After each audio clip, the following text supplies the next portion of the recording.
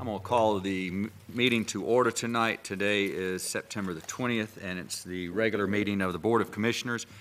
And before we get the meeting underway, there has been some deaths in our county and in specifically Concord over the past 7 days that I think that it would be very appropriate for us to take a moment of silence. I'm asking you to take a moment of silence in remembrance of Private James Fleet McClamrock, who died on September the 7th of wounds suffered in a shooting incident while supporting Operation New Dawn in Iraq, and also in remembrance of all the service men and women who died in service to our nation in wartime to preserve freedom. And finally, also in remembrance of Valerie Hamilton. She was found dead on Friday, and she was the victim and daughter of Chief Merle Hamilton, also his wife, Mrs. Hamilton, and her sister, and I would ask everybody just bow for a moment of prayer. Thank you.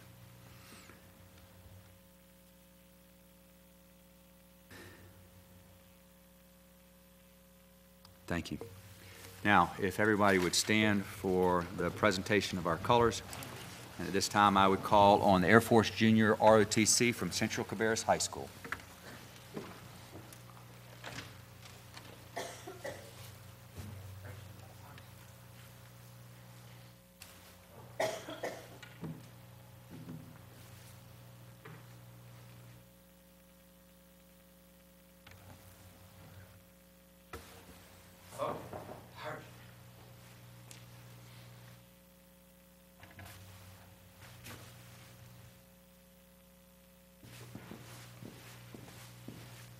Color guard, halt, post.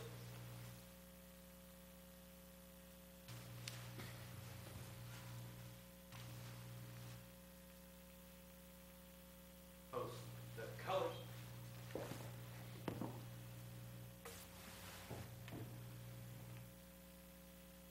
Present. Harmony. Please join us in the Pledge of Allegiance. Pledge allegiance to the flag of the United States of America and to the republic for which it stands, one nation, under God, indivisible, with liberty and justice for all. Order. Harmony.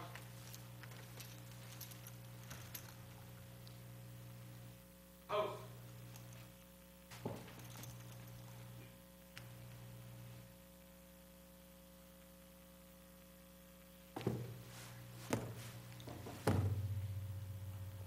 A word, heart.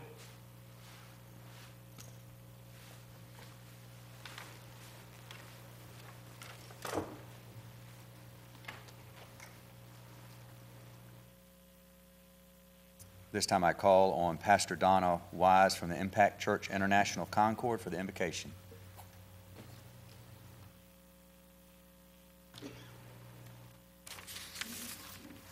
We'd like to read a scripture out of 1 Timothy chapter 2. It says, "First of all, then, I urge that supplications, prayers, intercessions, and thanksgiving be made for all people, for kings and all who are in high positions, that we may lead a peaceful and quiet life, godly and dignified in every way." May we pray. Father in heaven, we ask for your comfort and your grace now with the McClamrock and the Hamilton family. So, Lord, we just ask you to touch their hearts in this time of loss. And, Father, for this meeting tonight, Lord, we just know that all authority is established by your consent. And I give thanks to you tonight for those leaders present here who willingly serve the people of this county. I pray you would pour out your Spirit upon these men and women here tonight and make your will and your word known to them. God of power and might, wisdom and justice, through you, authority is rightly administered, laws are enacted, and judgment is decreed. May they always seek the ways of righteousness, justice, and mercy. I pray you grant that they may be enabled by your powerful wisdom to lead our county and city with honesty and integrity, and may their hearts and ears be attentive to godly counsel. Cause them to be men and women of integrity, obedient concerning your will for this county and for our city. And Lord, I pray tonight that you be with them, that you would give to them wisdom and understanding in their hearts as they make the decisions concerning the people that have entrusted this leadership into their hands. And we give you grace and honor in the name of Jesus our Lord. Amen. Amen.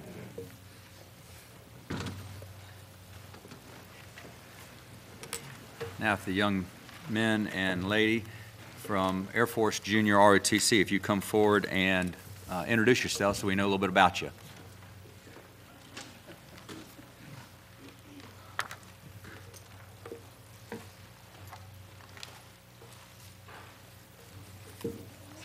You can speak into the microphone, that way everybody can hear you.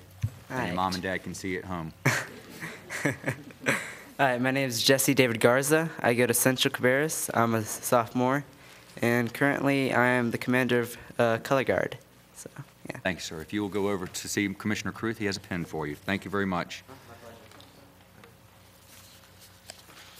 Hi, I'm Cole Garday. I am Vice Group Commander at Central Cabarrus High School, and I'd like to appreciate your having us here, sir. Thank you, sir. If you can see Commissioner Cruth. Yes, ma'am. Hi, my name is Marie Caceres, and I am Deputy Detachment Commander for Central Cabarrus High School AFJR OTC. And thank you guys for letting us be here today. Thank you, ma'am. I'm Jesse LaPrade. I'm an Assistant Flight Commander for AFJR ROTC. Thank you guys for letting us be here. Thanks, sir.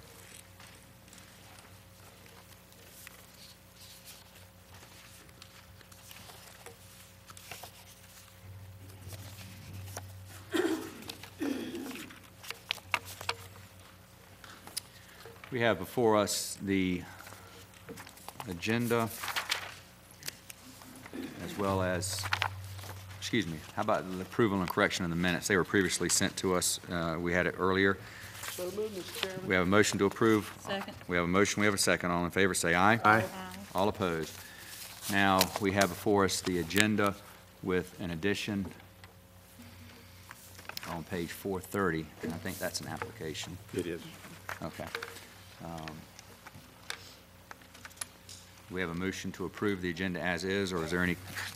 Mr. Chairman, I would like to request that we amend the agenda and can have a short conversation about the EDC budget and situation, and I would like to have that placed at G4 or between G3 and G4, so because in a logical order after the other EDC items. We have a motion to add as new business a new item of G4, moving the current G4 down to G5 and proceeding down. So now we'll have 8 items under new business. Excuse me? Oh, we haven't gotten it yet. That's a motion. Do we have a second? We have a motion, we have a second. Any discussion? All in favor say aye. Aye. All opposed? Motion carries. Mr. Chairman, with that, I move that with the changes as noted that we approve the agenda. We have a motion to approve the agenda with the addition of the new item G4 with the other items moving down. Is there a second? I'll second it. We have a motion, we have a second. All in favor say aye. Aye. All opposed? Motion carries. Next we have is recognitions and presentations. At this time, I would ask for Commissioner Privet to go step down, and on page 36, I'd ask for Mrs. Carolyn Carpenter to step up. She has been serving our county for many years in many different capacities, wearing many different hats, and there's been recently, she was on the Cabarrus Public Health Authority, and Commissioner Privet, I'll turn it over to you. Can I have my daughter come up also? Oh, yes, She's please. with me. I don't have but one plaque, Carolyn. Well, I got real excited when I saw these people and thought, they come for me?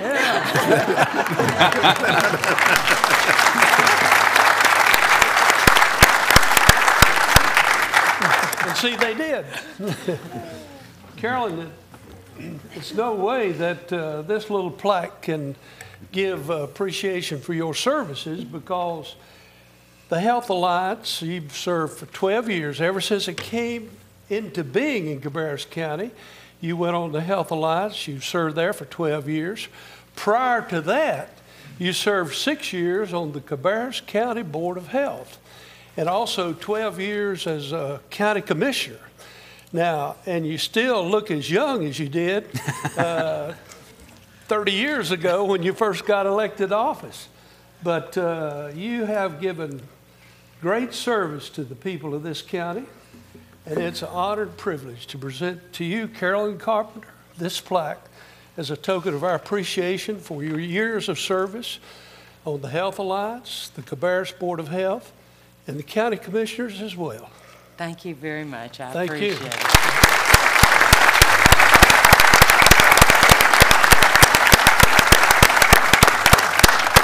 Now you have 30 seconds to respond. Have you ever known me to say anything in 30 No, seconds? that's the reason I said 30 seconds. Well,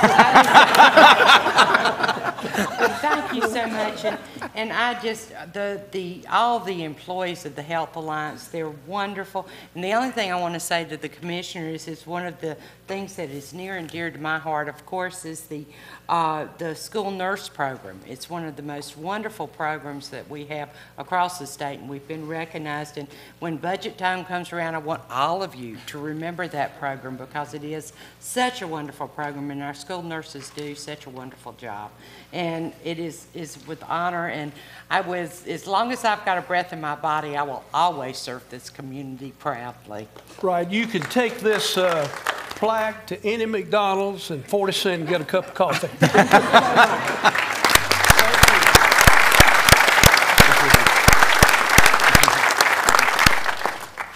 Another person I'd like to call up is Mr. Ian Prince, if he will stand to come up, and Commissioner Kruth is coming down. Mr. Prince has served the Cabarrus County extremely well in a lot of different capacities, and Commissioner Kruth. Yeah, Ian, I looked at the dates here, August 15, 2005 to August 31st, 2010, and I recall that you came on the Planning and Zoning Commission at a time when there was not a lot going on. You know, so we had a, but really, being sarcastic there, because you came on when we had a great deal of change going on in the county. We were really looking at really hard at how we were growing and what we were doing as far as managing that growth, and you became a very important part of the Planning and Zoning Commission, helped lead them through that period of time when we were rewriting a lot of laws and a lot of ordinances to better shape Cabarrus County into the kind of community it can be, and with your focus on sustainable construction and things that you do, then you've been a valuable member of the team, and we look forward to you continuing to be involved in ways in helping here in the community. But Ian, thank you very much. This is a plaque to you for your outstanding and dedicated service to Cabarrus County and the Planning and Zoning Commission, August 15, 2005 to August 31st, 2010. Thank you.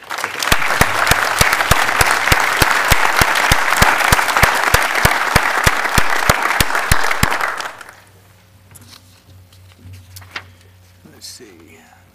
We do not have, next is the informal public comments. I've had several cards here. First, I'd call on Mr. Toby Pruitt.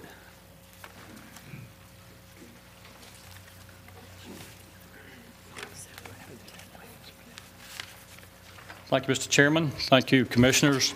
Good evening, and thank you for the opportunity to address you tonight. I'm Toby Pruitt, retired banker of about 20 years here in this community.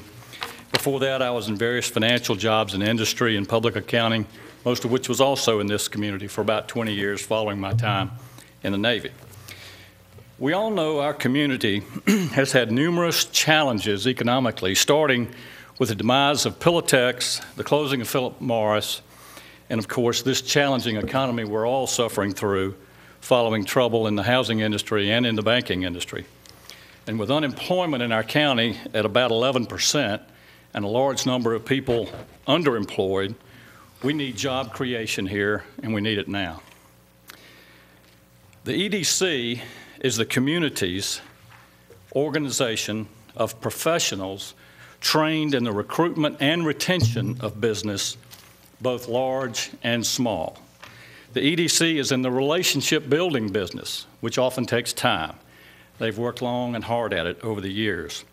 Our local EDC here has built powerful relationships with the Charlotte Regional Partnerships and the North Carolina Department of Commerce, just to name a couple, both of which make referrals of new or expanding businesses to Cabarrus County.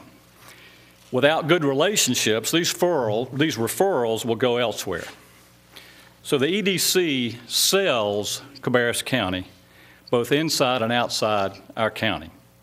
That's what they do, and they do it well. According to a lot of people here, and outside our community.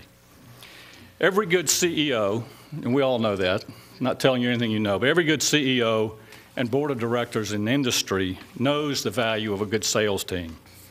If they don't have one, they better get one. Your sales team for the county is the EDC. It's a good one, and you should keep it strong. When the economy turns, and we all pray it will, those communities that are well positioned through strong EDCs will fare better than those that aren't in good shape with the EDC. But at a time when relationship building and job creation is more important than ever, you have recently reduced the county's budget to EDC by 50%, cutting it to a level of just over $1.22 per capita in spending from the county. Lincoln County spends $8 per capita. Gaston County spends $9 per capita. Rowan County spends $3. So we were spending $244, now we're spending $122. We all know this is a time when we have to look at reducing expenditures from the county, but we think a 50% cut in such an important area is unreasonable, especially when we hear that this might mean it's in place for 5 years at that level. In my opinion, we need more EDC, not less EDC at this particular time.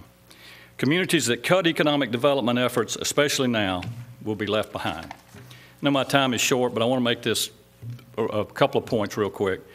We're in an enviable position for a lot of reasons, but 3 of them are: 1, the racing industry.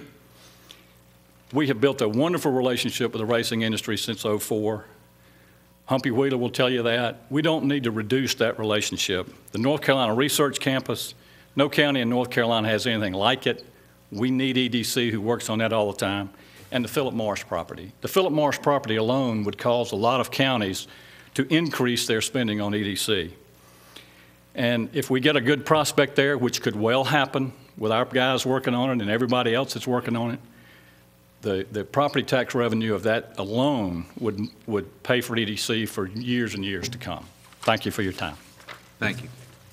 Next we have is Mr. Clyde Higgs. Good evening, Mr. Chairman, Commissioners. My name is Clyde Higgs, and I'm Vice President for Business Development for Castle & Cook, which is a developer for the North Carolina Research Campus. And I'll be brief here this evening. We have listened to questions and concerns about the EDC that you have discussed in your recent meetings. You have had questions about the EDC's marketing plan, about their budgeting process, about measuring the return on the county's investment into the EDC, and perhaps even the perceived lack of communication. Actually, you're happy to know that you actually have a representative from the county on the EDC board. So all the issues can be addressed and should be addressed in a constructive manner at the right time, but not by withholding 50% of the ED's funding at a time when we need a full staff working to bring companies, investments, and jobs to Cabarrus County. And not by stating that the EDC is not working hard enough to address small business issues, and thereby questioning the very existence of the EDC. This organization is and has been working for small business. As you know, the vast majority of businesses in Cabarrus are small, including many that have been recruited to our county. But if you believe that the EDC needs additional focus on small business, we can do that in a constructive manner, not by decreasing the budget. It is also not cost-effective to establish other offices of county government to address small business. The EDC can do any small business development work needed for the county. The EDC is the county's only professional business recruiting and retention tool for the area. If you have any issues with the EDC, I think those can be worked out, again, reducing the budget by 50%. I think you have a couple of issues with the EDC, and I think you've asked a couple of questions. You asked, how many projects have you brought specifically to Cabarrus County? We think you mean projects that are in the county but not in one of the municipalities. This is a hard question for us to understand. If a project moves to one municipality, not only does the city get the tax dollars, but the county gets tax dollars. So the citizens of the county naturally benefit more if it goes to one municipality because the tax dollars are generated for the community. Our county benefits when any project comes to Cabarrus. I think you've also asked the question, how many projects has the EDC specifically brought to our county? And so I think what you mean by that is, what did the EDC bring specifically to the county, from a solo perspective? And the question, or the answer to that question, is that the economic development process is truly a contact and relationship sport. No one entity brings a project from a solo perspective to a county. But you should know that our EDC has a great relationship with the research campus, with other economic development projects across the region. And so when Congressman Kissel makes a referral for companies to look at Cabarrus County, the EDC is there to bring up that slack. When the Charlotte Regional Partnership makes referrals to the county, when companies want to look at the area, the EDC is there to bring up that slack. And I personally want to thank them for making my job, which is very difficult, a little bit easier. So companies like General Mills, Sensory Spectrum, Mallard Creek Polymers that are based there at the North Carolina Research Campus, the EDC has been an instrumental part of bringing those organizations here. So thank you for your time, and I hope that you would give the EDC some additional consideration. Thank you. Next is Mrs. Gail Deal.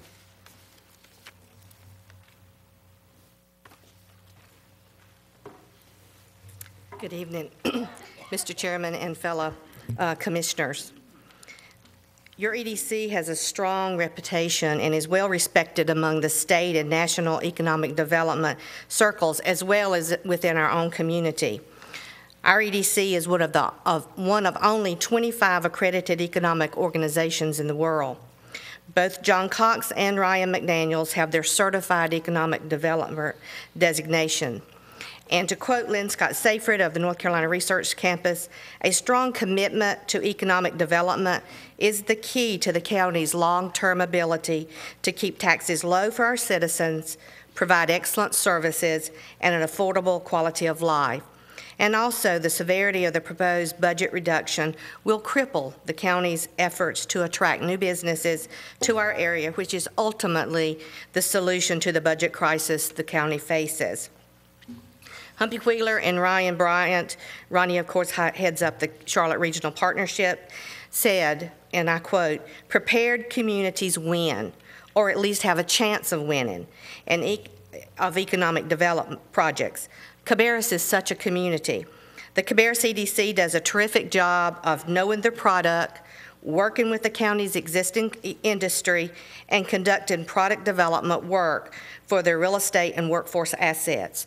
We must concentrate, focus strategically, and work harder to cultivate these opportunities." Also, Bob James from Fifth Third said to the EDC, "I want to thank you and your team for visiting with us. As financial supporters of the Cabarrus economic development, we're pleased that in spite of current economic conditions, you have not reduced your budget, travel, marketing, advertising, and also recruiting, which is so vital to our business." Connection, one of the newer companies here, state that they have appreciated the support of both the EDC and the Chamber. And I quote, "Your assistance in our company relocation and grant programs have provided us with an opportunity to expand our business and become an integral part of the North Carolina business community." Also, Winshear says, "Cabarrus EDC and its staff was paramount in their decision to locate a facility in Cabarrus County. From our initial contact with the EDC, we were provided with the information, support, and guidance necessary to make the decision to locate our state-of-the-art wind tunnel facility in Cabarrus County." These are just a few comments of the businesses that we have and their thoughts on the economic development. Before 2004, the county funded 100% of the EDC, and it needed more resources for marketing and for business retention. The EDC now receives funding from several businesses and from municipalities, and that has been greatly improved.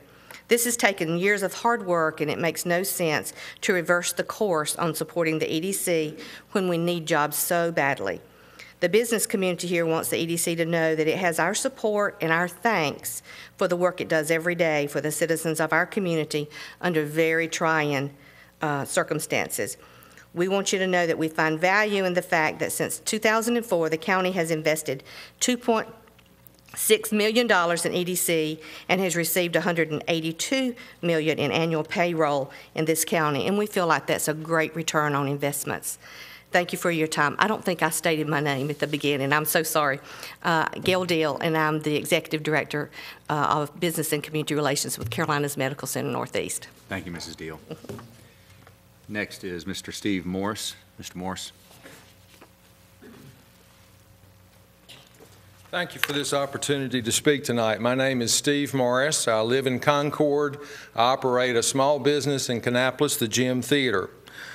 Tonight, we ask you to take action.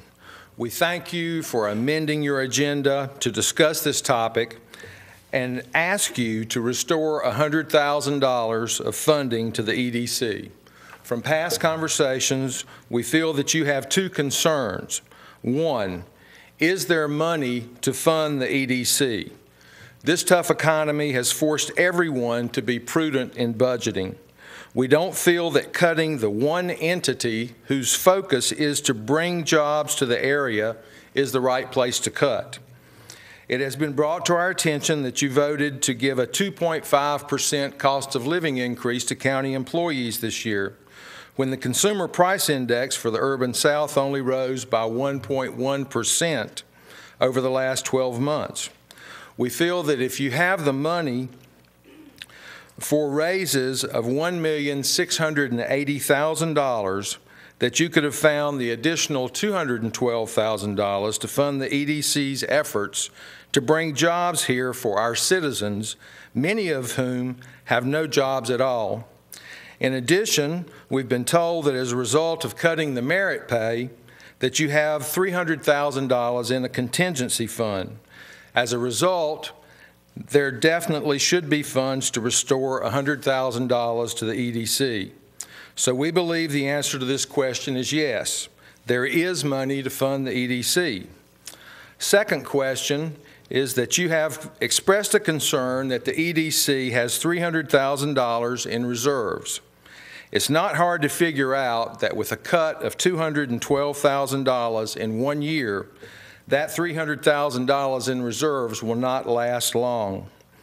In the past, these funds have been reserved for site certification and deal closing funds.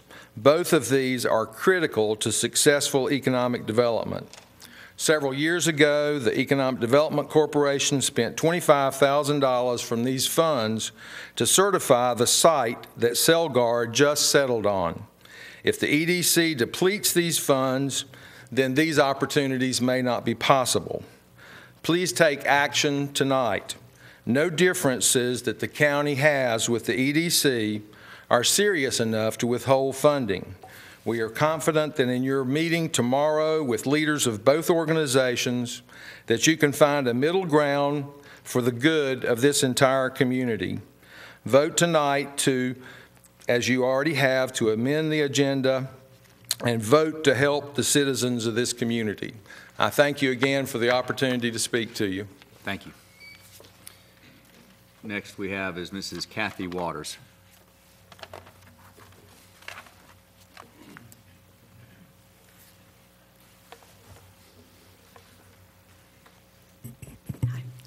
Thanks so much for letting me speak tonight. I am Kathy Waters, and I will be brief. I was with Philip Morris for 27 and a half years and lost my job over a year and a half ago. I haven't been able to find a job since then. You all know what happened to that plant here in Concord. I so need you all to support the efforts of the EDC for me, for my family, and for all the unemployed Philip Morris employees and their families, and especially for those that had to move to Richmond to keep a job that they knew they couldn't replace here in Cabarrus County. They left their jobs, their homes, and in most cases, their families to commute to Richmond to work. I think that's a very sad thing to have to do. It seems so easy to talk about the 10.8% unemployment rate here as though it was just a number. But it's so much more than a number. That percentage represents 8,000 people in this county that are out of work today. Many of them are facing the end of their unemployment, their home ownership, and their lifestyles the way they knew it before. I just wanted to put a face on that number tonight. I'm one of those 8,000. Thank you so much for letting me speak. Thank you, Mrs. Waters. The next we have is, and I apologize, Brian Romans, or Romans? Mr. Romans? Thank you, You'll please state your name, where you're from. Brian Romans. I am a citizen of Salisbury, North Carolina, speaking to you tonight on behalf of Justice for Bella, a nonprofit organization with which I have been involved since very early on. Thank you, as always, for the opportunity to speak to you. Thank you for keeping us on your agenda, and thank you for working with us to help change the way things are run in animal control in Cabarrus County. A few months ago at a press conference, we were told that I heard that animal control had policies that needed to be reformed and that non-lethal methods of capturing animals would be implemented here in Cabarrus County. That has not happened. We were told that a new task force would be created, separate from the old Animal Protection Committee. That has not been the case. The new task force is made up of a majority of the members from the old committee and a few outnumbered progressive advocates. Since Bella was killed, 3 other communities in North Carolina have stopped using the gas chamber. Cabarrus County has not. Despite repeated efforts by the community to end this horrendous and disgusting institution, dogs and cats are still dying in the gas chamber in Cabarrus County. There are no-kill communities in this country and in North America the size of Cabarrus County. There are no-kill communities in this country and in North America larger than Cabarrus County, with a 90% success rate. This is doable. This is doable. But it needs to be done. Every time I visit this room, I hear that no one is clear on what a no-kill community is, that we need to define these policies and procedures before anyone would ever think of implementing them. But I've seen this very board of commissioners receive information packets from Justice for Bella, and in those packets were the exact definitions and implementation procedures needed. The cost matrices comparing gas chamber killing to euthanasia by injection. The success stories from Washoe County and San Francisco were all in those packets. You've been given the answers numerous times. You simply haven't implemented them. The only empirically proven method to stop and lower shelter killing is the no-kill equation. Even though you've admitted that Cabarrus County needs reform, that you're killing far too many animals in your shelter, you have yet to act in any way to change these problems. Cabarrus County Animal Control has a terrible kill rate, a worse rehoming rate, and no humane way of dealing with feral cats. The status quo is broken, y'all. You can't defend what is broken. You can only fix it. I said a few months ago, the last time I was here, that you had the opportunity to reform the way that animals are treated in this county, and I still believe that to be true. I want to thank you for your time, and I think that you have a chance in front of you to prove yourselves the progressive community that all of these people in this room see Cabarrus County to be. Thank you so much. Thank you. Next we have is Tamara Gaspar. Mrs. Gaspar.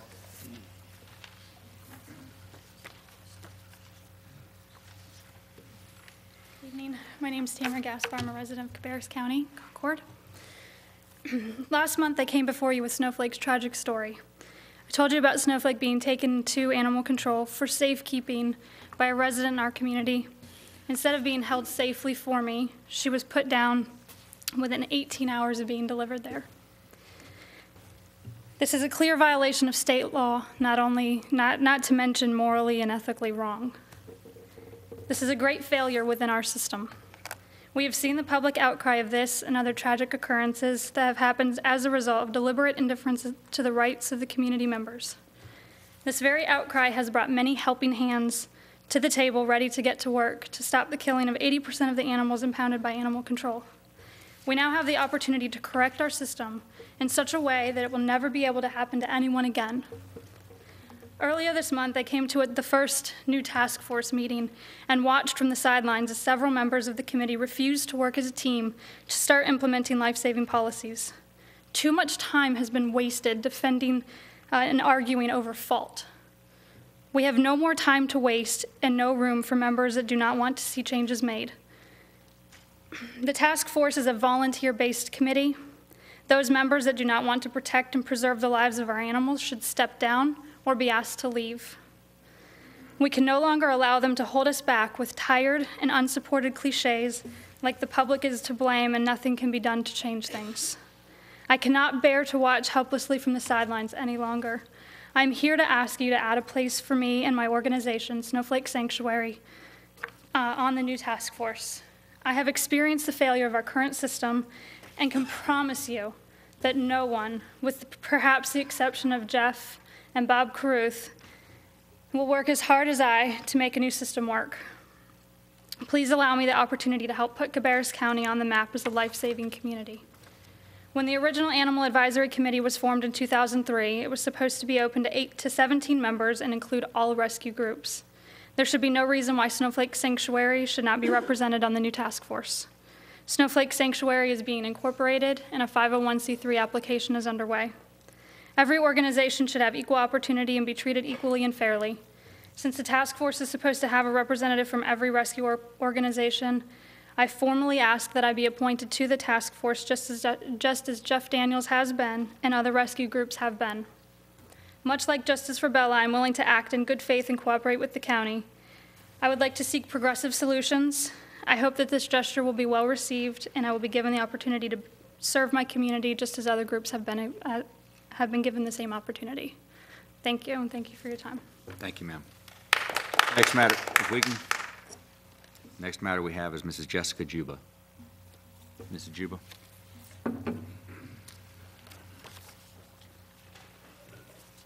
Good evening. I'm Jessica Juba, resident of Concord. The process of looking at our animal control operations has reached a 5-month anniversary. Although we are here tonight to vote on hiring an adoption coordinator and to appoint new members to the task force, it is imperative that we revisit the facts.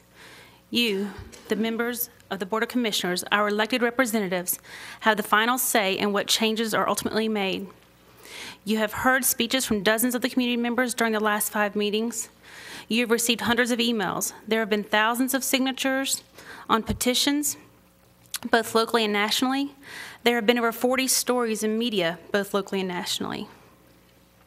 While I do believe we are heading in the right direction, and I applaud the leadership and comments of many of the board and the citizens of Cabarrus County, their beloved pet members and loving companions of their family are no more safer today than they were 5 months ago. As community leaders and elected representatives, it is imperative that serious research be undertaken to get beyond the semantics and get into the nuts and bolts of what makes a good animal shelter tick. Concerned community members have gathered to compile much of the necessary information and have saved all of you a lot of time by providing you with countless hours of research on what success looks like and how it has to be achieved. The board has been given plenty of resources along with a 115-page no-kill implementation plan. And I have to say, it sometimes seems that the information that has been given is not getting the attention that it deserves by every member of the board. If it was, comments supporting Karen Britt's statement at the last meeting referring to the members of our community that have signed the petition, those 1,000 people should just step up. Wouldn't have been made if you thoroughly read what's been provided. Everyone should understand that you have to stop blaming the public. It is counterproductive and self-defeating. When we wag our fingers at the community because they're not stepping up to adopt from High Kill Shelter, or if you wag your fingers at owners who do not neuter their pets or owners that let their dogs loose and feel that they are the reason we must have shelters that in turn must kill pets, then you're casting ill will on both potential adopters and the shelter themselves. More education, assistance, and understanding and less judgment must begin now. We have provided you with tangible proof of how to solve the problem, a problem that you all have publicly recognized as unacceptable. It shouldn't be the job of the community to fix this problem and spend countless hours of research to solve it. This is a business model we need to follow. It's not hard to implement. You could also go and visit one of these progressive shelters to see success firsthand. And if not, make a visit, pick up the phone and call some of these successful directors. Saying we just want to reduce the killing does not inspire the public, shelter staff, or volunteers. Maddie's Fund, a $300 million nonprofit that gives money to help no-kill communities, will not give money to Cabarrus County unless the no-kill is the vision. So what is it I'm asking you to do? Read over what we've given you. The community has done the legwork with the help of input of no-kill experts around the country and has put a lot of time and effort into making Cabarrus County a better place for our animals. Contact other successful no-kill communities. Don't set us up to fail. We've been failing long enough. We need you to educate yourselves, support the mission, and put these plans into action today. Thank you. Thank you, Mr. Chuba. Ladies and gentlemen, everybody is here in support of somebody that's speaking. Clapping is not going to increase the support that we understand y'all are all here for. At this point in time, I just ask you to hold your applause. This is not the appropriate place for applause. Your presence is here is applause, and we understand that. Thank you. Now we have Mr. or Mrs. Bobby Park, or Parkey. I apologize. I don't know if it's Parkey or Park. It's Park. Park. Nobody ever gets it right. That's okay. Hi, I'm Bobby Park. I'm from Concord, North Carolina. Thank you for listening to me tonight. Whenever my husband bakes a cake, he follows certain procedures every time. He never deviates. He finds a great, tried and true recipe. He makes sure his mise en place is surrounding him, and then he focuses on the recipe to the T. He ensures he puts the exact right amount of all the ingredients called for. He does not compromise, and he doesn't leave anything out. I liken setting up a successful no-kill community to baking a great cake. The only way to ensure success is to find a recipe that has been proven to work, which we have, and to include the exact amounts of every single ingredient, not compromising on quality. Creating a successful no-kill community, which at this point I am assuming we all want, is simply not achievable without including each and every one of these 11 ingredients. There can be no compromise. A compassionate director, which we're working on tonight, a feral cat trap-neuter release program, high-volume, low-cost spay-neuter, rescue groups, foster care, comprehensive adoption programs, pet retention, medical and behavior programs, public relations, community involvement, volunteers, and proactive redemptions. We know most of Cabarrus citizens are on board. You have all said that you too are committed. I have been attending these meetings and workshops, and I'm feeling a high level of frustration and disappointment. I have to say, I'm wondering if this committee is one of those instances we hear about where the government puts something they don't want to deal with into a committee until interest is lost and it goes away. I don't know your hearts. I don't know your motives. All I know is what I see. At the task force meeting, we didn't begin planning and development as I would have assumed. We spent 2 hours of our lives that we'll never get back, being told by current committee members, including Lieutenant Taylor of the failed animal control, and a couple of rescue groups, why this won't work. Frankly, we're not interested in hearing about their past failures. We're interested in moving forward. As I listed, relationships with rescue groups is one necessary and important ingredient to the no-kill equation. But rescue groups are not a part of the no-kill core. They are simply one relationship to be developed. I'm confused as to why they are a part of this no-kill task force. People from successful no-kill communities have offered to help.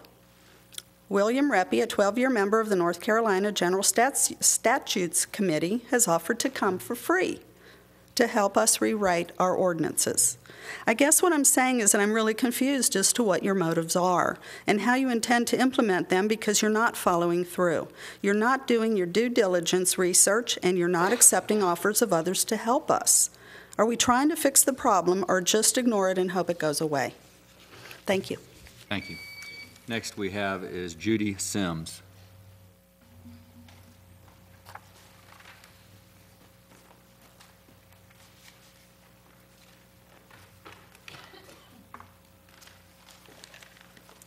Hello, my name is Judy Sims. I am the new Executive Director, CEO of the Humane Society of Concord, Greater Cabarrus County.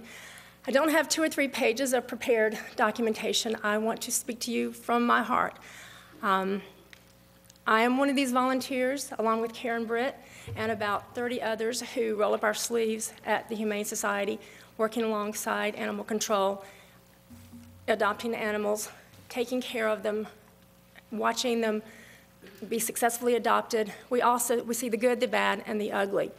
There's a lot that's been said about the bad things that have happened within animal control, but I haven't heard anything about the good things that are happening. And there are good things.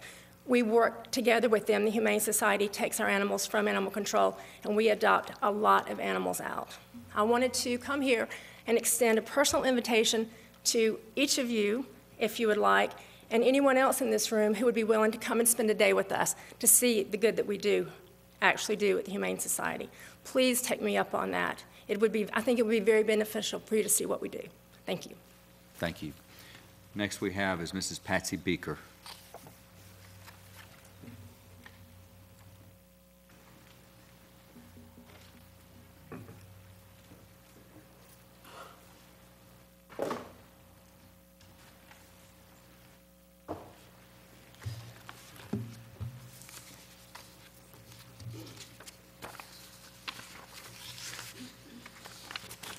Hand up.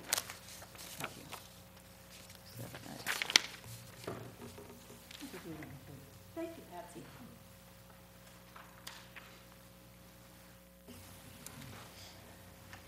I'm so sorry that we're still 5 meetings later combating each other here, but I got called out by Mrs. Park at the last meeting, and I feel I should speak up and just say what I feel from my heart.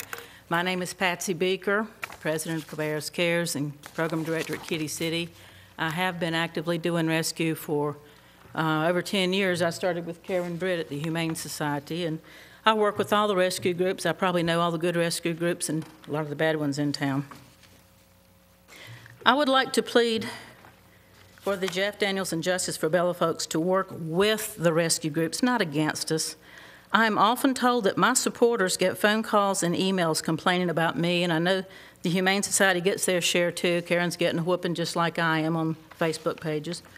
I would like to ask them to really look for the truth instead of sending out angry opinions, and let's work together to save animals. We have a common goal. The difference is, while they're on the phone and the computers and their Facebook pages and sending out the emails, we're in the trenches with dog crap on our shoes and kitty litter under our nails. Last week, we had 5 known spy missions at Kitty City. And the reason they're known is that the folks either told us they came in on behalf of the Bella Bunch to investigate us, or they accidentally left paperwork behind, like this email from Bobby Park. If folks spent this much time helping us feed dogs and cats and handle the adoptions, we would have had more openings in our no-kill shelters for more abandoned cats and dogs. Ms. Park says they are collecting hundreds of volunteers. I quote her here. We depend on people showing up to the task force meetings. It is imperative to keep the pressure on. We will keep you apprised of all meetings. Another quote, we're about to make history in our county. After that, we plan to expand our efforts statewide, and then, who knows? What enables me to speak with authority, which was challenged last meeting, is that I have experience and knowledge in my field. When I tell you that in order to solve this problem, I'd have to adopt about 3 dozen cats to every citizen in the county, you can see in the math before you, the handout I just gave you, where in just the 5 townships, we produce 1 million kittens every year. Yeah, really 1 million. Not counting all the rural and unincorporated areas. And I forgot to count Harrisburg, I'm sorry, in the math there. I bet there's 1 million cats out between the county line and Concord with all the new subdivisions and schools there. I know because I'm out trapping the feral cats, trap, neuter, and release. But the Bella Bunch spent a lot of time on the Facebook pages ridiculing my number of adoptions. I know that the photos on their website about Cabarrus County's dirty little secret clearly are not our county's shelter. At best, it's the old landfill site from 20 years ago. At worst, it may be Lee County or Watauga County, but this is going out to the nation, and it's not true. I know animal control officers don't come in Sunday afternoon to get Ms. Gasper's cat, and they definitely don't get out of bed in the morning to euthanize it. And I think Ms. Gasper's story has changed a couple of times about the kids on the school bus telling her the neighbor actually took her cat out there. Animal control didn't come pick it up. Let's be honest, folks, even if you don't like what happened or the people you're working with, I know I could make every one of you guys cry with the stories of torture and abuse that people come in Kitty City and tell me that they've done to animals. Karen Britt could too. I just hear about it. Animal control officers have to go out and investigate it. I have seen these guys come in the shelter with tears in their eyes. It's the people that make their work hard, not the animals. You go out and talk to folks that never let a dog out of a 5x5 pen with a foot of manure in the bottom of it, or the folks who crop tails or ears at home without anesthesia. I took a puppy in today with a crop tail by the owner. Intentionally starve the dog to death to get rid of it, and you try to be nice to everybody that comes in out there. It's a huge difference in their job and in mine, and I won't presume to tell them how they should do it and be courteous. The 5,000 or even 10,000 unwanted animals that go out to animal control every year are just the tip of the iceberg when you count those who are dumped out in the county or go to rescue groups like Kitty City. We have good rescue organizations in our county saving lives. Please, people, please work with us, not against us. Thank you. Thank you, Mrs. Beaker. That wraps up the informal public comments. We do not have any old business that I'm aware of. Next is the consent agenda. Mr. Chairman, I'd like to, if we could, pull F6. Item F6 is discuss the selection process for architect and building contractor for the old creamery building. And with that, I'll make a motion that we approve the remainder of the consent agenda as read. I don't believe, do we have to pull 7 as well? I'm sorry? Oh, it's on, okay. Do we, my question, I guess, do we have to pull 7 if we pull 6? Okay, just item 6 then, Mr. Chairman, and with that, I'll make a motion we approve. We have, consent agenda. the motion is to take F6 off the consent agenda, which is the discussion selection process for the architect and building contractor. And if that's the case, then that will be the new item G9. And I'll second that motion. we have a motion, we have a second. All in favor, say aye. Aye. All opposed. Motion carries. Now, F6 now becomes G9.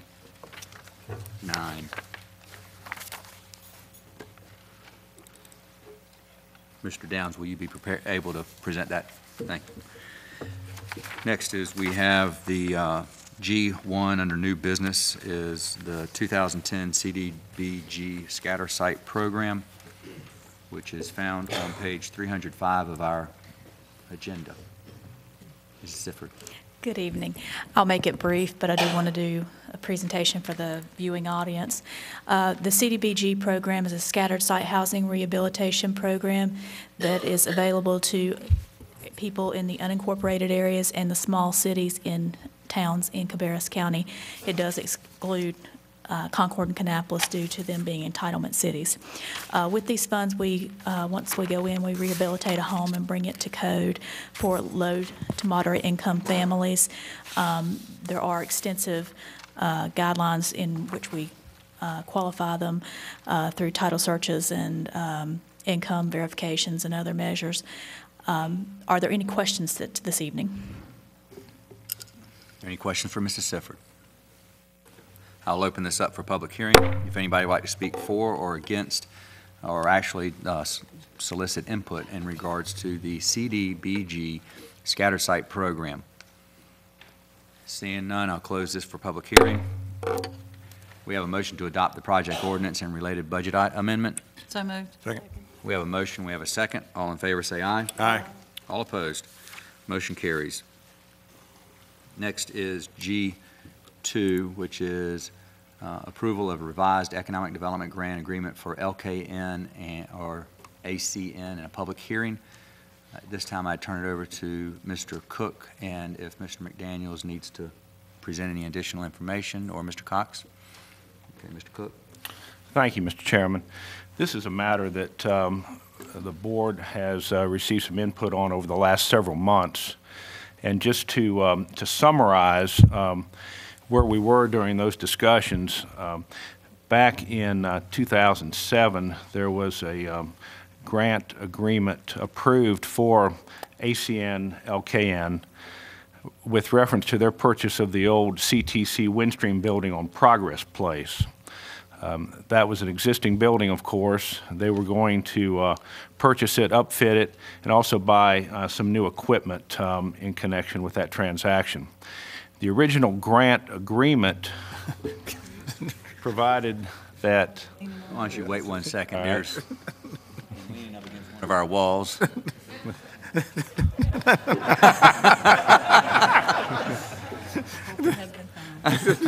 I'm sorry, go ahead. The original grant agreement provided for incentive grants equal to 99% of the increase in assessed value with reference to that project for a period of 5 years. That project being located in Concord, there was a like grant approved by the Concord City Council, and then the total amount of those grants were to be matched dollar for dollar by the One North Carolina Fund up to a maximum of $300,000. That was the original grant agreement that was approved. It has come to pass that in the meantime, because of the nature of the real estate and the relative value of it, and the fact that it was an existing building as opposed to being new construction, which many of our grant agreements contemplate, that the ability to maximize that grant in order to obtain the maximum match from the One North Carolina Fund was not able to be done. And when that became evident from the audit of the amount of purchases and the other documentation that was obtained by the tax assessor's office, ACN requested that the grant be reworked so that they could, in fact, maximize the grant as was originally contemplated, so that they could realize the full value of the matching One North Carolina Fund. The original grant amount was to be $5 million, and based on the audit and the calculations done by our tax assessor's office, they weren't able to achieve that amount. That is despite the fact that they did, in fact, agree to bring a certain number of new jobs to the community, which in fact they did fully achieve, and in all other respects complied with the grant agreement and the representations that were made in connection with it. So we have looked at different ways to help them achieve their goal of maximizing the original grant. The only thing that we could determine that would work realistically would be to allow them, if you consider to do this, to grant on additional purchases of equipment that they would make during the period of the grant agreement. Now, normally in your grant agreements, that's not the case. It's all based on the actual investment that is made at the outset by the company. So here, that would be a modification or a waiver of your existing program to allow them to do that, and that, as I indicated, was the only way that we could see that could be achieved if the board sees fit to do so. So in the past, you've seen some numbers that have been put together by the tax assessor's office that support that, and this matter was added to your agenda to have a public hearing for essentially a new grant agreement to replace the old grant agreement, and to allow the grants to be effectuated in that way. Now, if you're amenable to doing that, then the salient or the important parts of the grant agreement that I think you would want to be sure to include in any motion would be to allow the granting on additional grantable assets, which is defined in the agreement and essentially is determined by the assessor's office, and to cap that amount at the original contemplated grant amount. Now, based on some different numbers we've gotten from the City of Concord, we had originally thought that the amount for the county was $180,000 of the $300, and that Concord's part was $120. That number has changed slightly, not significantly, but changed slightly, so that I would suggest that if you wish to do this, that you just make it so that that it would be the county's pro rata share of that total $300,000 figure, instead of tying it to an exact figure of $180,000. Say it's going to vary slightly from that, and that any motion include that there's a waiver of the provisions of the program that you've adopted or for these grants in order to allow that to take place. Any questions for Mr. Cook at this time? Hearing none, I will open this up for public hearing. If anybody would like to speak for or against the incentive grant, I believe that has been published as what we have in our agenda. Does anybody like to speak for or against? Seeing none, I'll close the public hearing. What's the discussion amongst the board? We have, if we stay where we are, there is an issue in regards to the information previously provided to ACN and what the understanding was, or we can ratify a new agreement as outlined by Mr. Cook. Well, given I know there's a lot of work that's went into this on Mr. Cook's part to try to get this all hammered out, so I trust his expertise in this, that basically what this does is preserves the intent of the state incentives so that we don't lose those if they don't lose those because of what appears to be a good faith error that occurred or just because of the fact that the building was not as valuable as, or the property was not as valuable as we thought it was. And the value of the improvements to the real estate, the upfits, some of which turned out to be depreciable personal property as opposed to being, in addition to value of the real estate, made the calculations different from what I think everyone originally thought they would be. Okay. Well, since we have already approved this one time, Mr. Chairman, I approve that we approve these changes, so make a motion we approve these changes to the incentive grant agreement with ACN. And the grant that we have in our, Mr. Cook, the grant that we have in our packet includes the additional information that you were just referencing? That is correct. With one change, and that is the way the draft agreement was originally prepared used the hard number of $180,000. Okay. And I would just suggest that we do a pro rata share. Yes, and allow that to be reworked just so it achieves the same intent, but it allows the numbers to walk a little bit. Okay. Would you like to modify your motion to include the pro rata as opposed to a hard number? Mm-hmm. We have a motion to approve the revised agreement that's before us with the modification of a pro rata share as opposed to a hard number. We have a motion. Do we have a second? We have a motion, we have a second. Do we have any discussion? All in favor say aye. Aye. Aye. All opposed. Motion carries 5-0. Next matter that we have is G3, which is the consideration of an economic development incentive grant for DNP IMS America Corporation, or Project Ribbon. I would call on Mr. McDaniels to present the information to us. Yes, sir. Thank you, Mr. Chairman, members of the Commission. I'm here today to provide a little information about Project Ribbon, DiNippon, as well as ask for a public hearing and, with your discretion, a positive vote. Project Ribbon, also known as DiNippon, is an expansion of their current facility in Concord. They're proposed adding $20 million of equipment, $5 million of real estate, for a total of $25 million of additional tax revenue to the county. With that comes 37 new jobs with an average wage of $43,000 a year. I did do the quick numbers on our average wage currently in the county. The current the current average annual wage is $37,908. And for the industry sector of manufacturing and warehousing, that number increases to $40,456. So even with that increased number, the jobs at DiNippon will be higher than our average wage, even in that sector. Our EDC board approved this on July 29th, and Concord City Council approved grants last week at their meeting. I believe on your second page, we have a breakdown of the actual grants.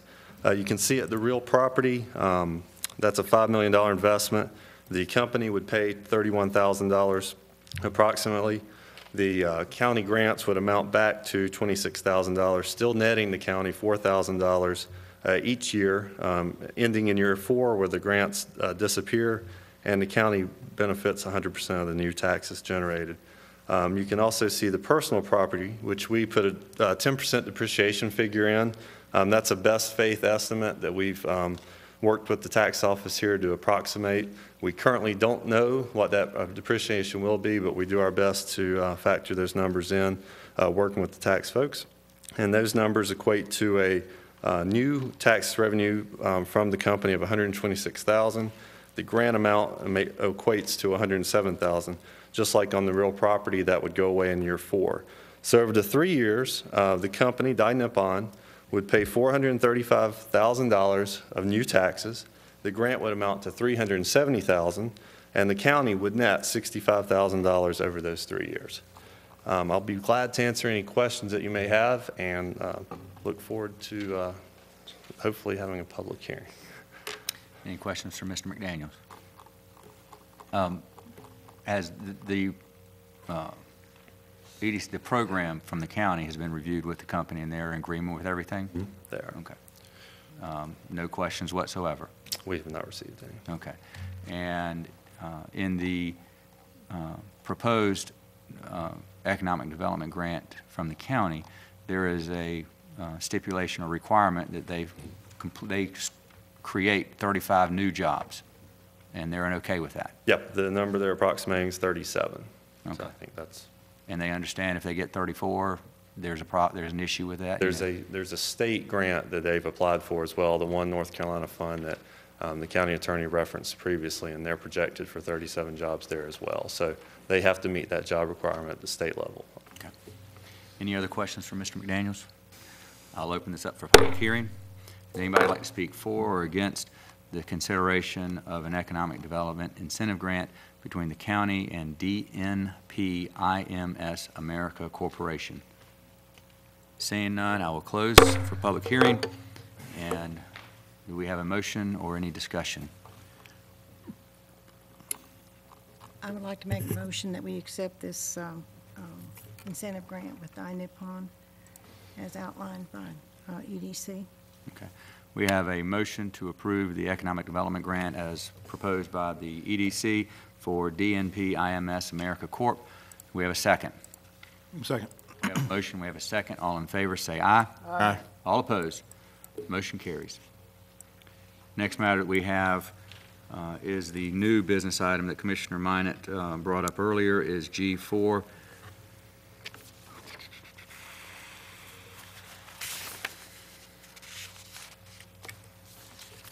And it is discussion of the economic development and additional funding, I believe, would be the best way to categorize it. I'll turn it over to Commissioner Minot. Just as an introduction to what we're going to discuss, everybody knows we've had a difficult budget year. The budget was worked very hard by the county staff and trying to come up with a budget that would result in absolutely no tax increase for the citizens of Cabarrus County, and it was successful in doing that. There was no tax increase this year. So that meant that everybody had to tighten their belts, and I think every corner of the county did that in their budget.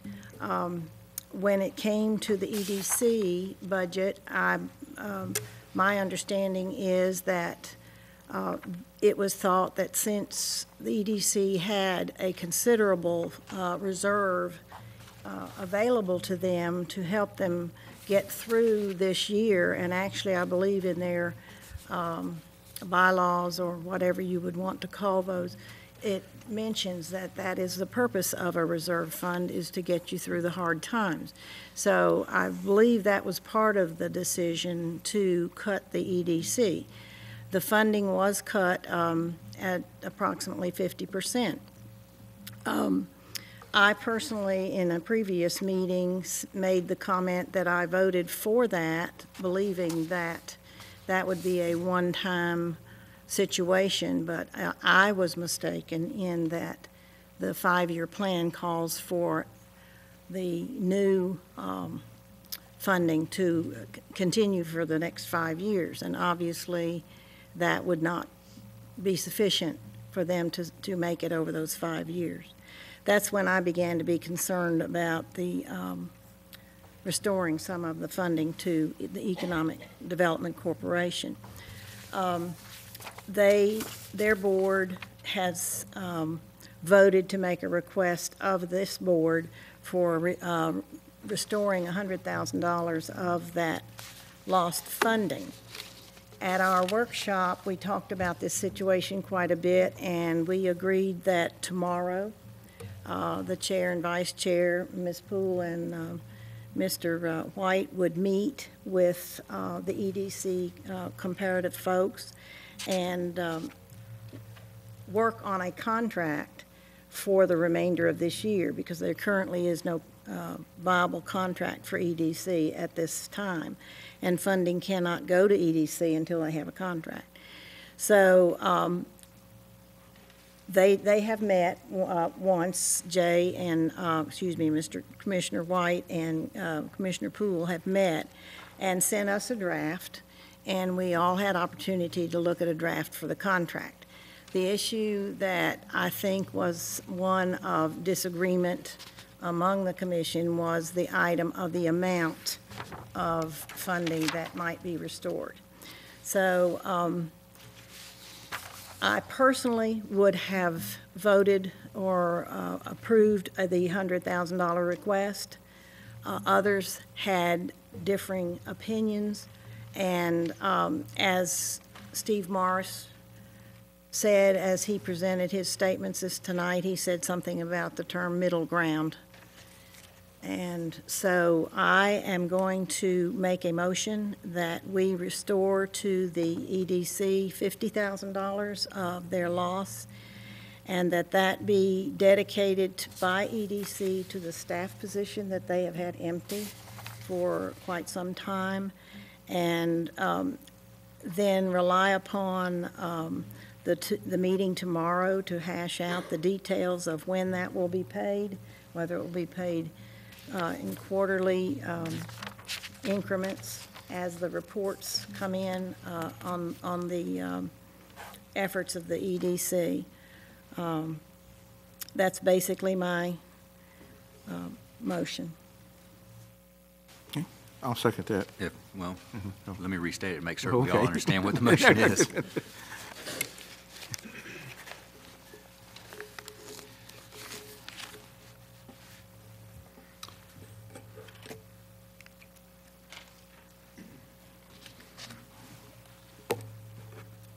While you're working on your wordsmithing, I would just like to say that I hope with this restoration that as the year goes on in EDC, should they come up with a particular situation where they find themselves in need of additional funds to bring more jobs to this county, I hope they'll come to the board and that will receive favor.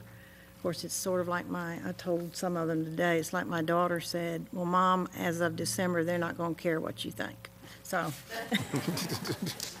What I have, what I think in trying to distill what you said, Commissioner Minot, is motion to increase funding to the EDC in the amount of $50,000 with the details of the payment to be finalized in the contract with the EDC through negotiations tomorrow and ongoing. Okay, that is the motion that we have before this board. Do we have a second? I'll second that. We have a motion, we have a second. Any discussion? Mr. Chairman, I don't just add to that. I had provided today, and I guess I can submit this. We already have this as an alternative paragraph for our, I believe there's a paragraph in the draft contract that basically says that we will, because I brought it up before about matching dollar for dollar with the funding. And I think a good mechanism to do with this would be to put that actually in how that is funded. And what that works out to basically is $1.11 per dollar that comes from outside the county. In other words, rather than dollar for dollar match, it will be $1.11. And what I'd like to propose is that that for this year, and I know that we can't commit future boards, but what we do as a guideline is that next year that would be $1.05, and it would be a dollar for dollar match in 2013. The reason is that I think that if we're looking at that we have put in provision of where there's a possibility for matching funds, us to basically match dollar for dollar long term of where the of contributions from private companies as well as from the cities is that it's going to be hard to get there immediately. And what this does, it gives 2 years for us to transition to that funding model. So in 2013, essentially, we will be providing 50% of the funding that would be indexed to what we get from private businesses in the cities. That is, I know in the past there's been some, I know back in 2004, 2003, 2004, there was a discussion about then when we made changes to the EDC about some concern that if, you know, if the more private dollars came into the organization, the more that we would supplant our funding with that funding. And I think that locks it in. It says no, that that's going to be a dollar-for-dollar match. And I believe in the contract language that that would be still up to $25,000 per month, you know, which would be actually $300,000 based upon increased funding from those other two sources. So I don't know whether that's something we need to do as a separate motion or just give that to you, forward that to you for inclusion in the contract tomorrow. Is that drink out of a fire hose? What I'm hearing is, I'm trying to make certain I hear you correctly, is you're asking to do dollar for dollar, or a dollar from outside agencies in the cities, and the county matches it at a rate of $1.11. That would essentially do what Commissioner Mount's motion does, and I don't know whether that's something, just a mechanism we would do it by, or how you want to do that. If that's something we just want to include tomorrow? We can certainly, I'm thinking about, if it comes out to $1.11, then the reference of $1.11 doesn't need to be made. If this motion passes tonight, right, then it's already there. Okay. And that could be negotiations for future contracts, I would say, yeah. if I'm understanding you correctly. Okay, so if we So if already there, then we won't really need that in there, sort of say. That's what I understand. Okay. That's how I would look at it if I'm seeing it wrong. Mm-hmm. Well, what we're looking at is in the next 2 years, how do we phase into the dollar for dollar? Do we go directly from a dollar, you know, from this down? Because essentially, we're going to go for dollar funding. Next year, then, we would just go straight Then we to could dollar. go, then that could be, in, you know, that, this year would be $1.11 or whatever, That leave it works there, out and to, then yeah. next year it's dollar for dollar. Okay, okay. Okay. So we still have the motion to increase funding by $50,000 with the details of the payment to be finalized in the contract with the EDC.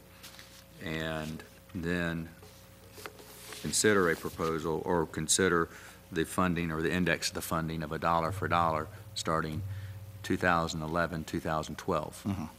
Yeah. Is that, okay, that's not in the motion, but that's that's what you would ask for to be in the contract. Okay. We have any discussion? I think it's important I want to tell everybody, thank you for coming out. I mean, we've had, it's great. I hope that y'all come out to all of our meetings and are this involved in a lot of our discussions. Because we're 5 people trying to get everybody's ideas and everybody's thoughts on the table. So when we go to our work session, we talk and we discuss it, and then we come to our regular meeting and we talk and we discuss it. And frankly, there's times when you forget to say something that you want to say. There's times when you, you know, you rethink it because of what other commissioner has said.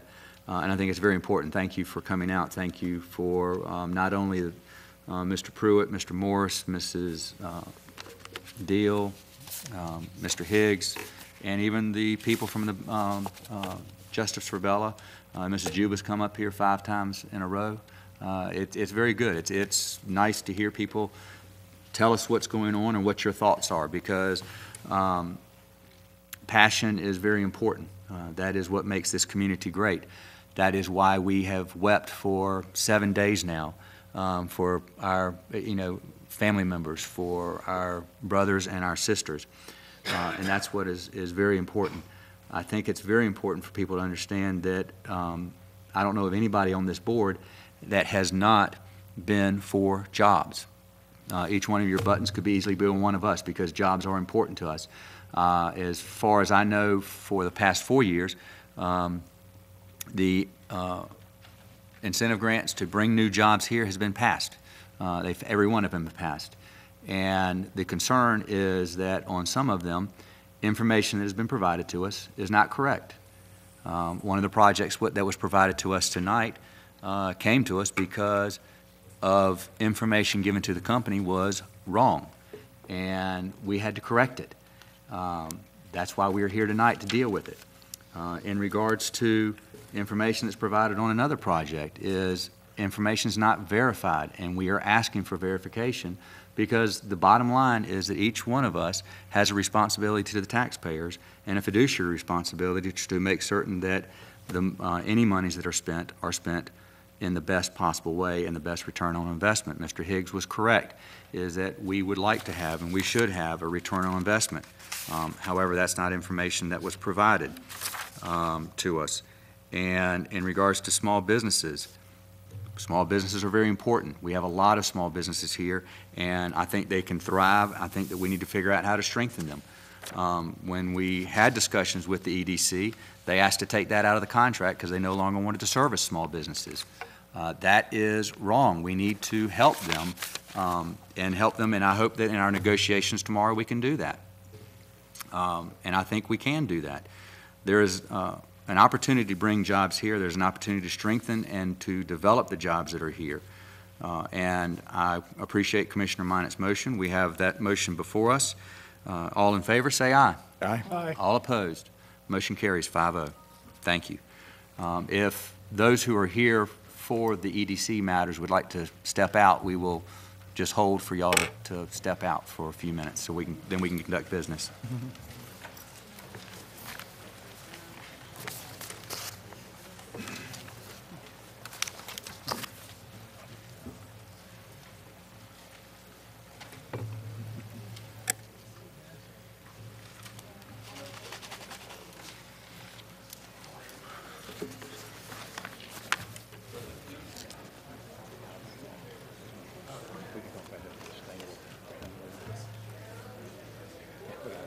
Shall return.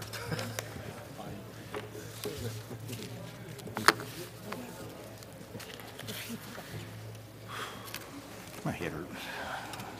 I had it like that at her too. I had it like that at her too. I say that to my students and they fuss at me. You talk to mom.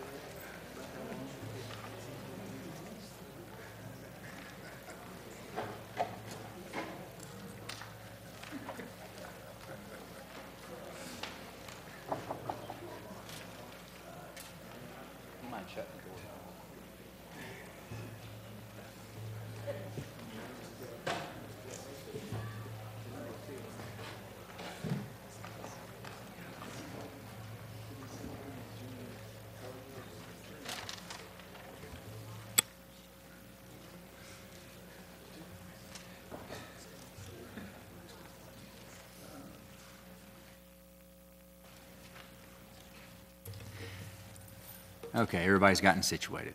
And it's a little bit of seats here. Now, what was G4 is now G5, and it's the QS. Mr. Chairman, Commissioner Privet stepped out for just a minute, too. Okay, we'll wait.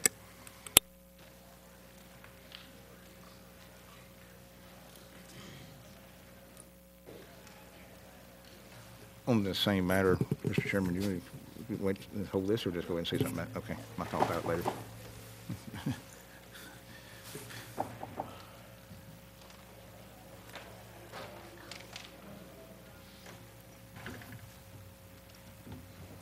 We are now on what was G4 is now G5, and that's found on page 345 of our agenda. It is the QSCB Qualified School Construction Bonds resolution, and I'll call on Mrs. Farrington. Okay, the commissioners have been exploring the issuance of the Qualified School Construction Bonds, the QSCABs that we call them sometimes, for the addition of and repair of various public schools. The financing for these projects will include the deferral of principal for 5 years with no interest payments to the term of the debt. And then tonight, the next step in the process is to hold a public hearing.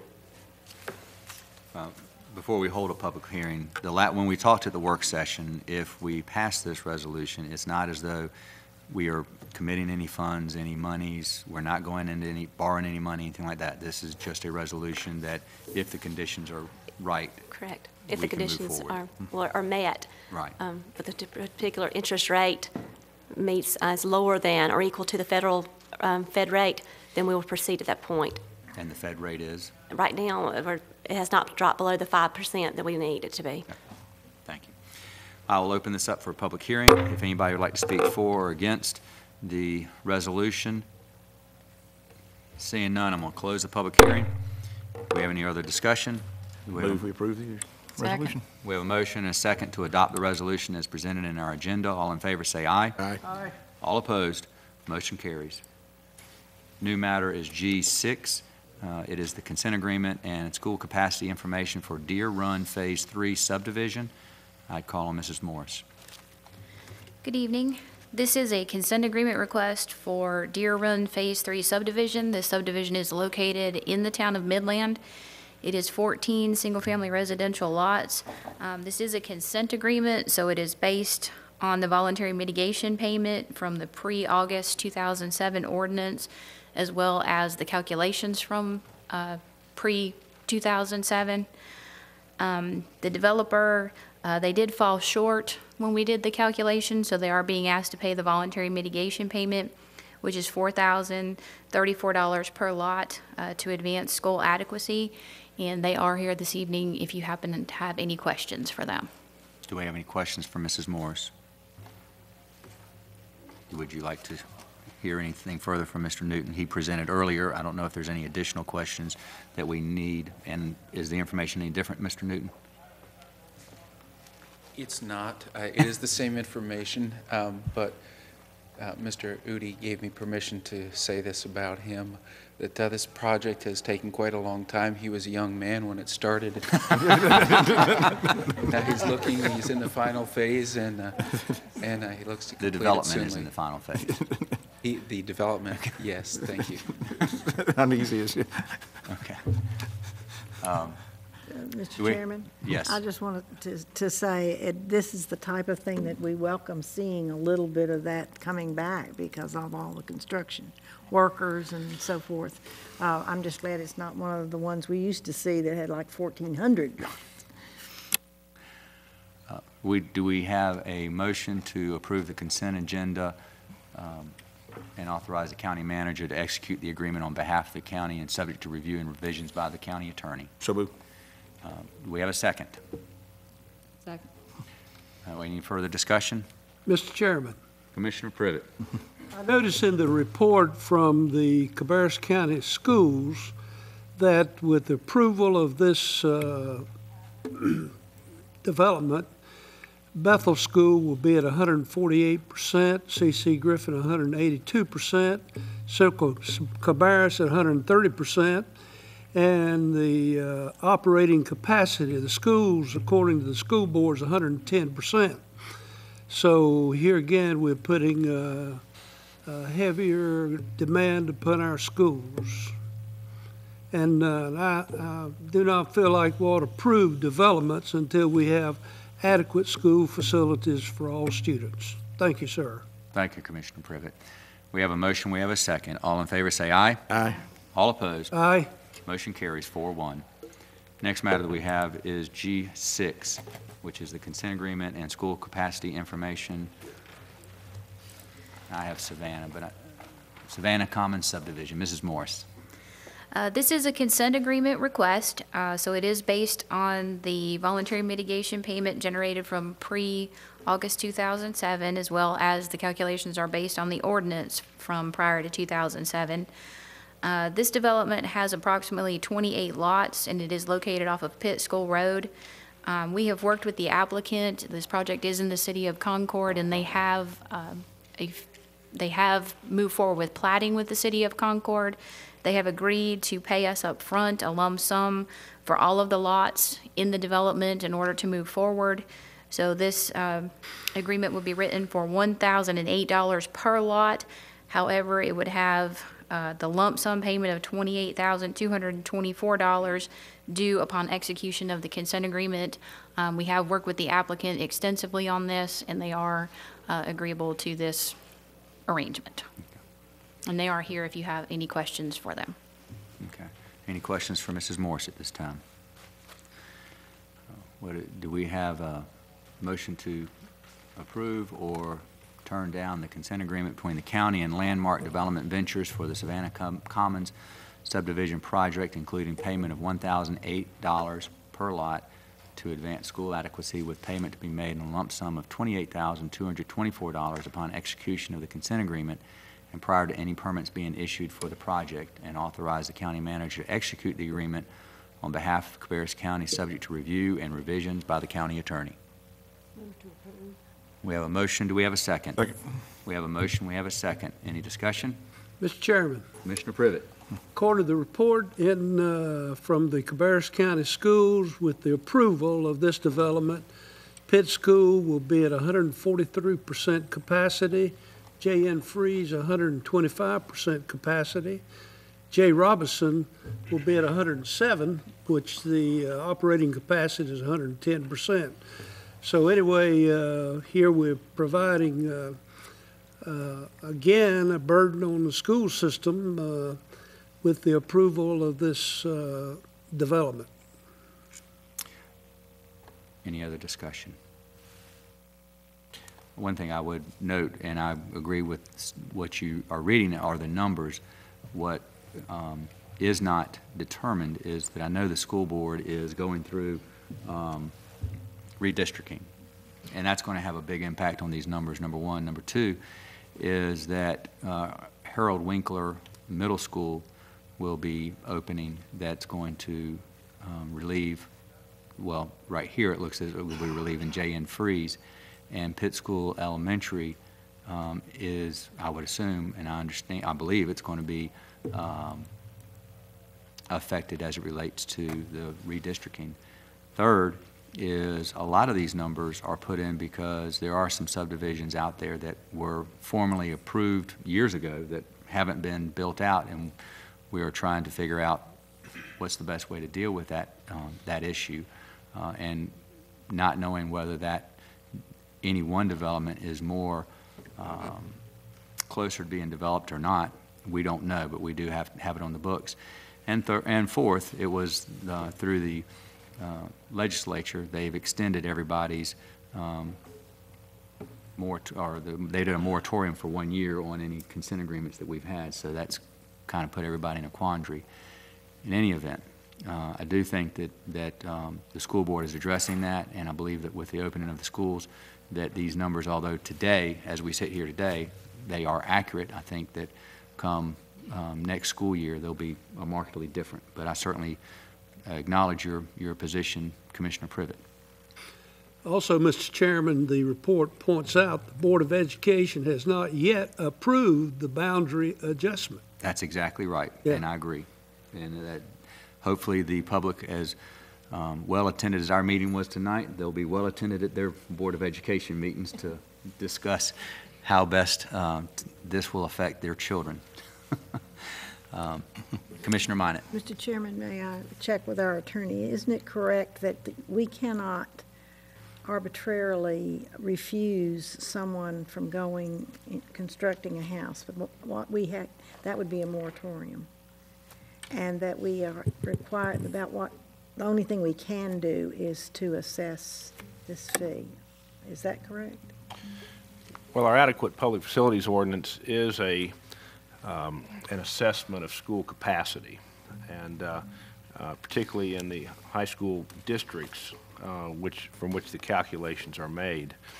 I think what the chairman was referring to was that bill that was passed in the General Assembly last year that extended all development approvals through the end of this year. And in fact, they passed another bill this year that gives the commission the ability to allow it to be extended yet another year, and that's going to be coming up before you, I think, next month, if I'm not mistaken. So that's what he was referring to there.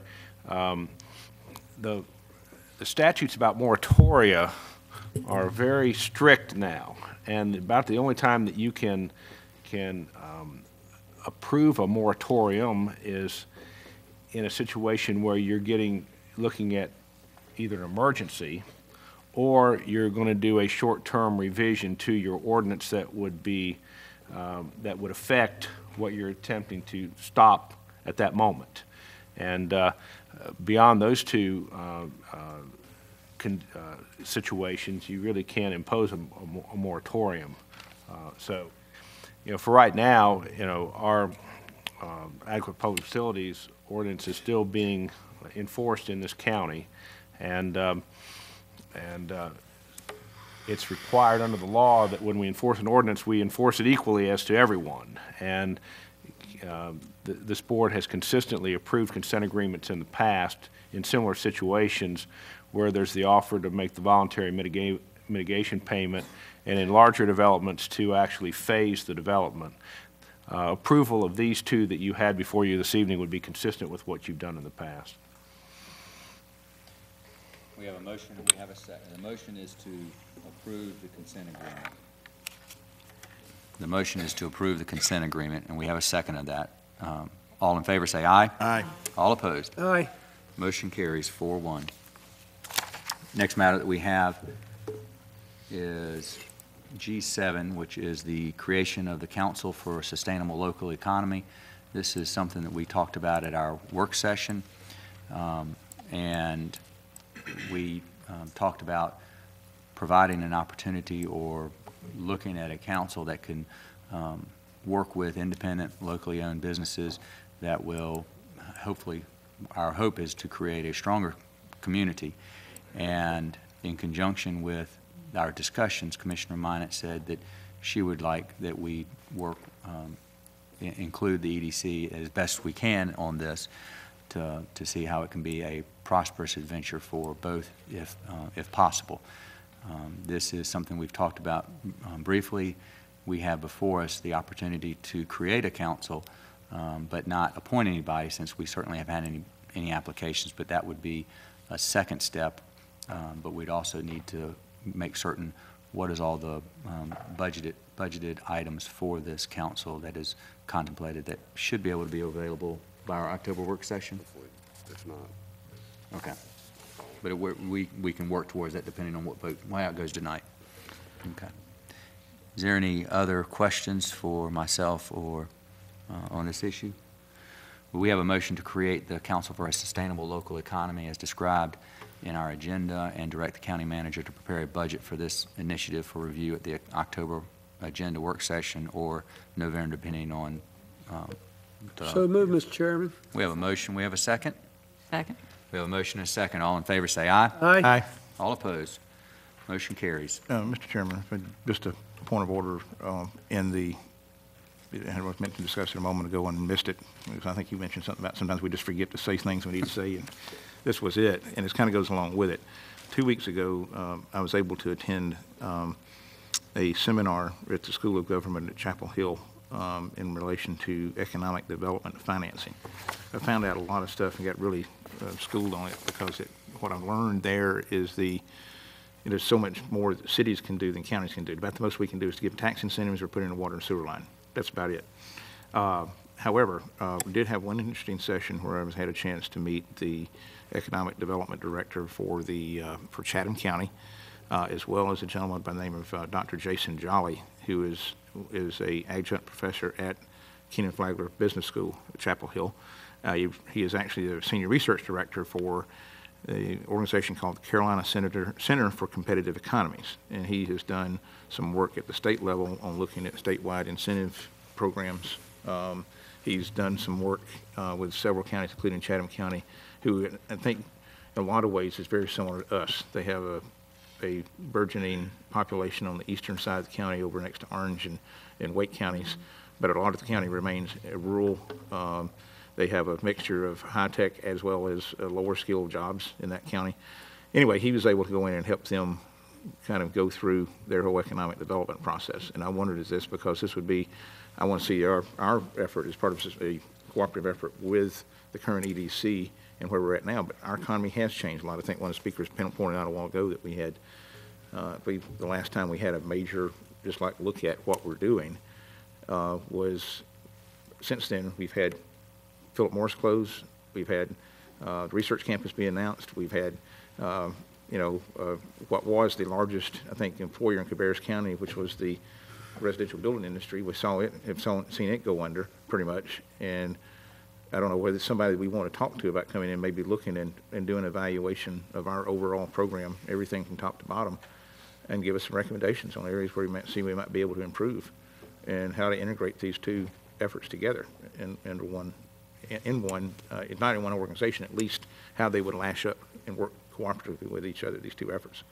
So I'm not sure if we'll just do that or just ask by consensus, maybe our manager could maybe contact Dr. Jolly and see what he can offer us as far as that is concerned, because I think it'd be good, especially with a new board just months away, and at least 2 new commissioners will be on this board, is that way it gives them a good idea of what, where we're at, what we need to be doing.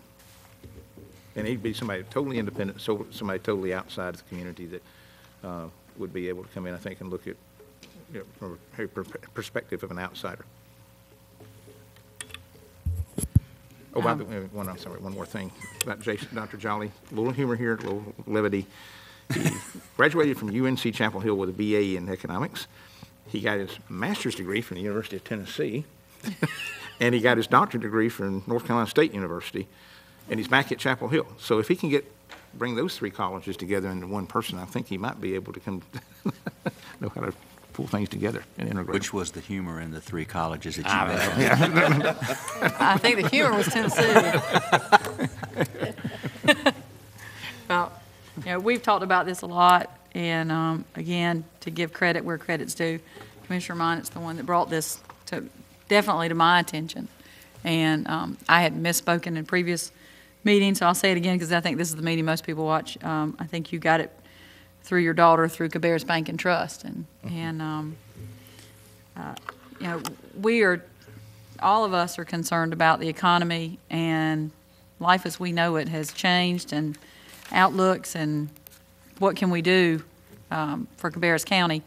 And we need to decide where we want to be and how we're going to get there. And I'm hoping that this initiative will help. The 5 of us have a lot of experience in different areas, and like you said, we have an election and not even 2 months away that's going to make a change on this board. And the more people that we can get involved in charting a course for Cabarrus County, I think the better. So I am encouraging young and old. I mean, I think we need some. There's a number of folks just out of college that I've talked to about applying to join this council. We need some veteran business owners in this community who have seen us through a couple recessions and know what we've gotten through so far and where we're going to in the future. And I think this group can work together. The Food Council was just so exciting to have that many people, too many people actually, want to get on the Food Council. So I'm really hopeful that this council will work out the same way, and that we'll have a big response from people in the community who want to be, to stand up and be counted for as business leaders and moving Cabarrus County out of this recession and to getting more jobs here. And I think this is just one piece of the puzzle that we need to work at, because whatever it takes, that's what we need to do. And I'm really excited about it. So I'm glad that this has come to this point for us to start this council and get that group working. Commissioner Minot. I have another book for you, that was also provided by someone at Cabarrus Bank, which I haven't read it yet, so it may have some different points of view. I'm excited about that whole idea, and I do think in reading over the purpose of this council that I don't see a conflict there with EDC. I see it more as that council will focus on the things that commissioners can be asked to do to help and so forth. And I see a cooperative, an opportunity for cooperation there. In regard to Mr. Carew's comments about Mr. Jolly, I think that would be an excellent idea to just ask our manager to inquire of him what he feels he could do in the light of the EDC and also this new council, just to let us know what his services might be and, of course, obviously what they would Cost. So I would like to add that request. Mr. Day said that he Commissioner Caruth. Well, after it was mentioned by Mr. Caruth, Commissioner Caruth, Mr. Day did say that he can work that into the proposal for us, hopefully by October and possibly in November. And I think that each one of us, you're correct, is that I look at it as inclusive, not exclusive of what we're doing right now. Economic development is a multifaceted piece of the puzzle here, and we've got to figure out if we're not looking at reaching out to on multi-levels and multi-areas, then we're missing it. It's not all about job retention, or it's not all about recruiting new jobs, but it also includes helping the ones that are here. You know, and how do we do that? And there are multiple ways to do that. I've mentioned a couple of ways, and I'm certain there's thousands of other ways that we can help our local businesses, because we have some very good businesses. We have some good restaurateurs. We have some good electricians. We have some good suppliers that are here. And how do we help them get stronger? Because hopefully they'll add another employee or add on to their building. But I think that's where we are, and that's what we need to get back to and get strong, as well as looking for these larger corporations that are willing to move. We have Philip Morris is a good example. It's a very large site with no recommendations as the best way to, excuse me, one of the recommendations was for the county to buy it, and then we could develop it. I don't think that was that's the best way to do it, but there are some, you know, we need to get some viable plans and some ways that we can work and get that place filled. But, yeah, I'm sorry. Commissioner Caruth? One more thing to add, and this is from the seminar, is that, and I've learned also from talking to Ryan McDaniels and EDC, that, you know, we hear a lot from people when we talk about tax incentives, that those tax incentives, why aren't they for the smaller companies? And what happens pretty much is that by the time you get down to a certain level, it is no longer economically feasible for them to even pursue the grant. And I think we've had a couple folks that have actually asked for that, and there's not been, because of the cost of actually complying with the grant requirements, it's not been worth their time to actually pursue it. I heard about the program, and I know the city of Greenville has it, where they, and I know it's in place in a lot of communities across the country, where they provide, we can't do loan guarantees. That's against, I think it's unconstitutional in North Carolina, but we can work with local banks to create micro lending, revolving loan funds, in which, you know, we would call it basically a loss reserve fund that the county would provide. And the gentleman from Greenville, their fund they've only had to tap it once in the 20 years it's been in existence, because the business people pay those micro loans back. But you have the banks do the underwriting, you know, that's a good way to, I think, involve our local banks in that, and get, maybe set something up that would be something would be advantageous to our smaller companies. Yeah. Well, I think there's a lot of ideas out there, and I think this council will be an impetus to help us come up with some of those ideas and best way to implement them into our county. I thought that some of them might even, one of the ideas might just be, like, y'all leave us alone. Yeah, and I kind of laughed when you said that one, because the whole point would be is that we won't know that if we don't ask. Right. Yeah. Yeah. And this is our way of asking and saying, come and help, work as a group, and tell us what's needed. Because what I think's needed might not be what a business owner here thinks. And I think that's how we can get the dialogue started, and that's what we need is more communication. So. We have a motion and we have a second to start this council as well, to implement the council as well as receive budgeting information from the county manager at one of our work sessions. We have a motion, we have a second. All in favor say aye. Aye. All opposed. Motion carries 5-0. Next is the matter that Commissioner Caruth asked to be pulled off the consent agenda, which is the old item F6, which is now the new item G9. It's discuss the selection process for the architect and building contractor. Mr. Downs. This is the item that we discussed at the work session. Was the board has approved selecting the creamery, the old creamery building, to move forward with for the Board of Elections. Now that we have made that selection, then we need to select an architect and then ultimately the process that we're going to use for the construction. We are currently under contract with Yates Kreitzberg and also with CM Black. Yates Kreitzberg as the architect and CM Black as a construction manager at risk.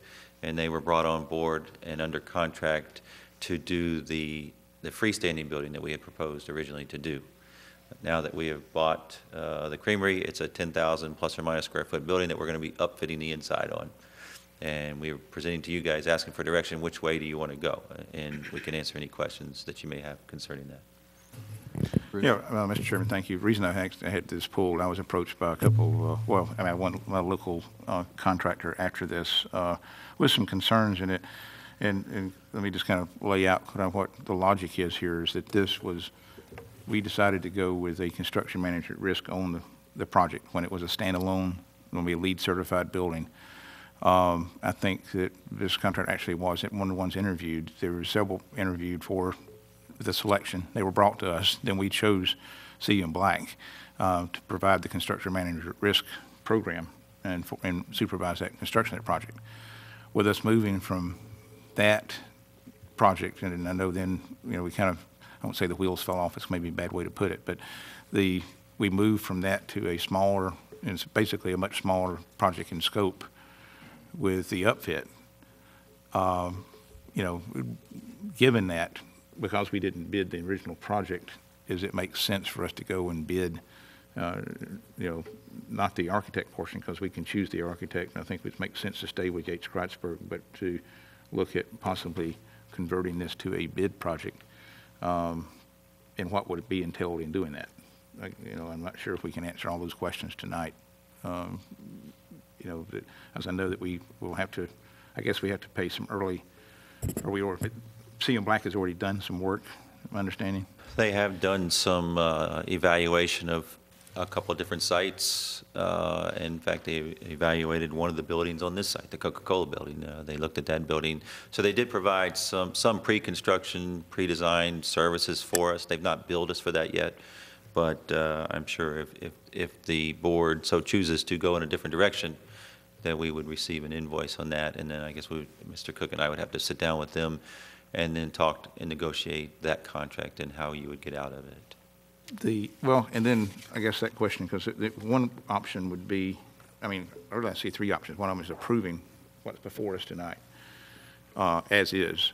The second. What's before you tonight is for you guys to select the process. That's what I'm saying. Yes. You have to go proceed on the direction we're headed in right now. Okay. The second option would be to scrap the relationship completely with CM Black, get out of the contract, bid the project with the GC.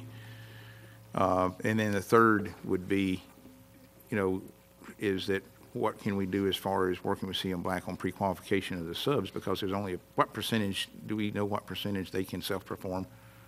The contract that is in place right now, it pretty much, it suggests to the extent that the law will allow, they have to create bid packages that will accommodate or at least allow local vendors, subcontractors to be able to bid on that project, and encourages them to make those selections.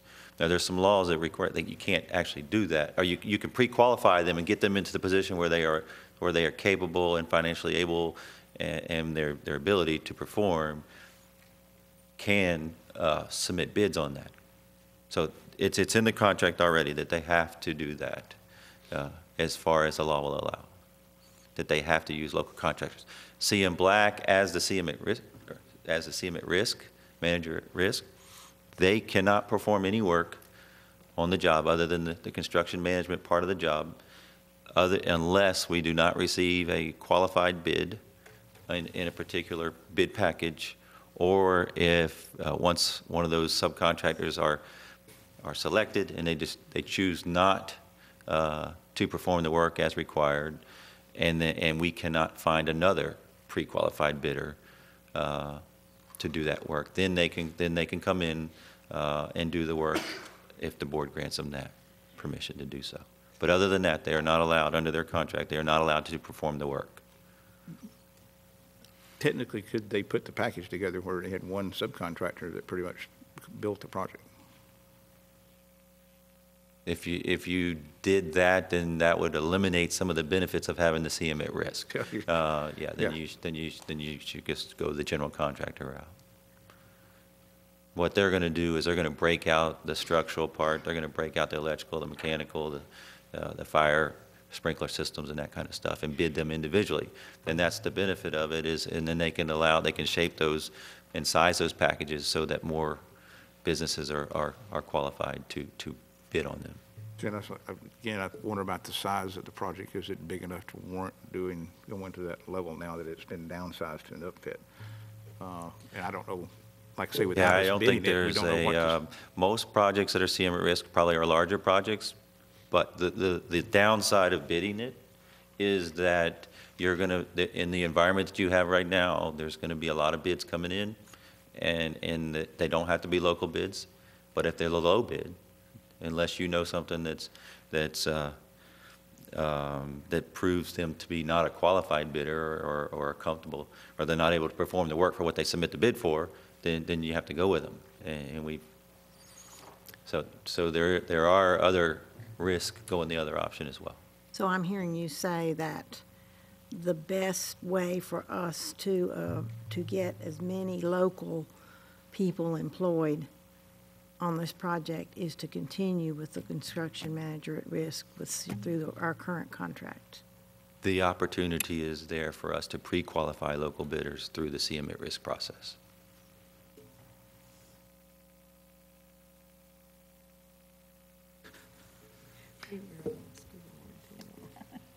Everybody had their questions answered or their thoughts as it relates to this project, or is this something that we have more information that we need to gather to make that decision to table this until the October regular meeting? I just want to make sure everybody has their questions answered. The only question I would have is there any legal issues that we needed to consider? Mrs. Mine had asked the question that I was going to ask. We've been together too long. We kind of think alike sometimes, but I'm just curious if there was any, sometimes I know, quite often I think. Is there any legal issues that you need to present to us?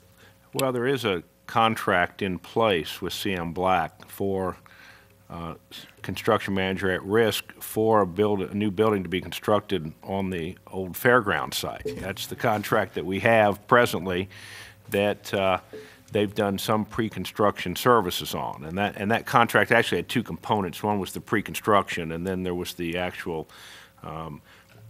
which had a maximum, I think, of $49,200 on the pre-construction part. And the balance of it was for actual construction manager at risk services with reference to the actual construction of that new building.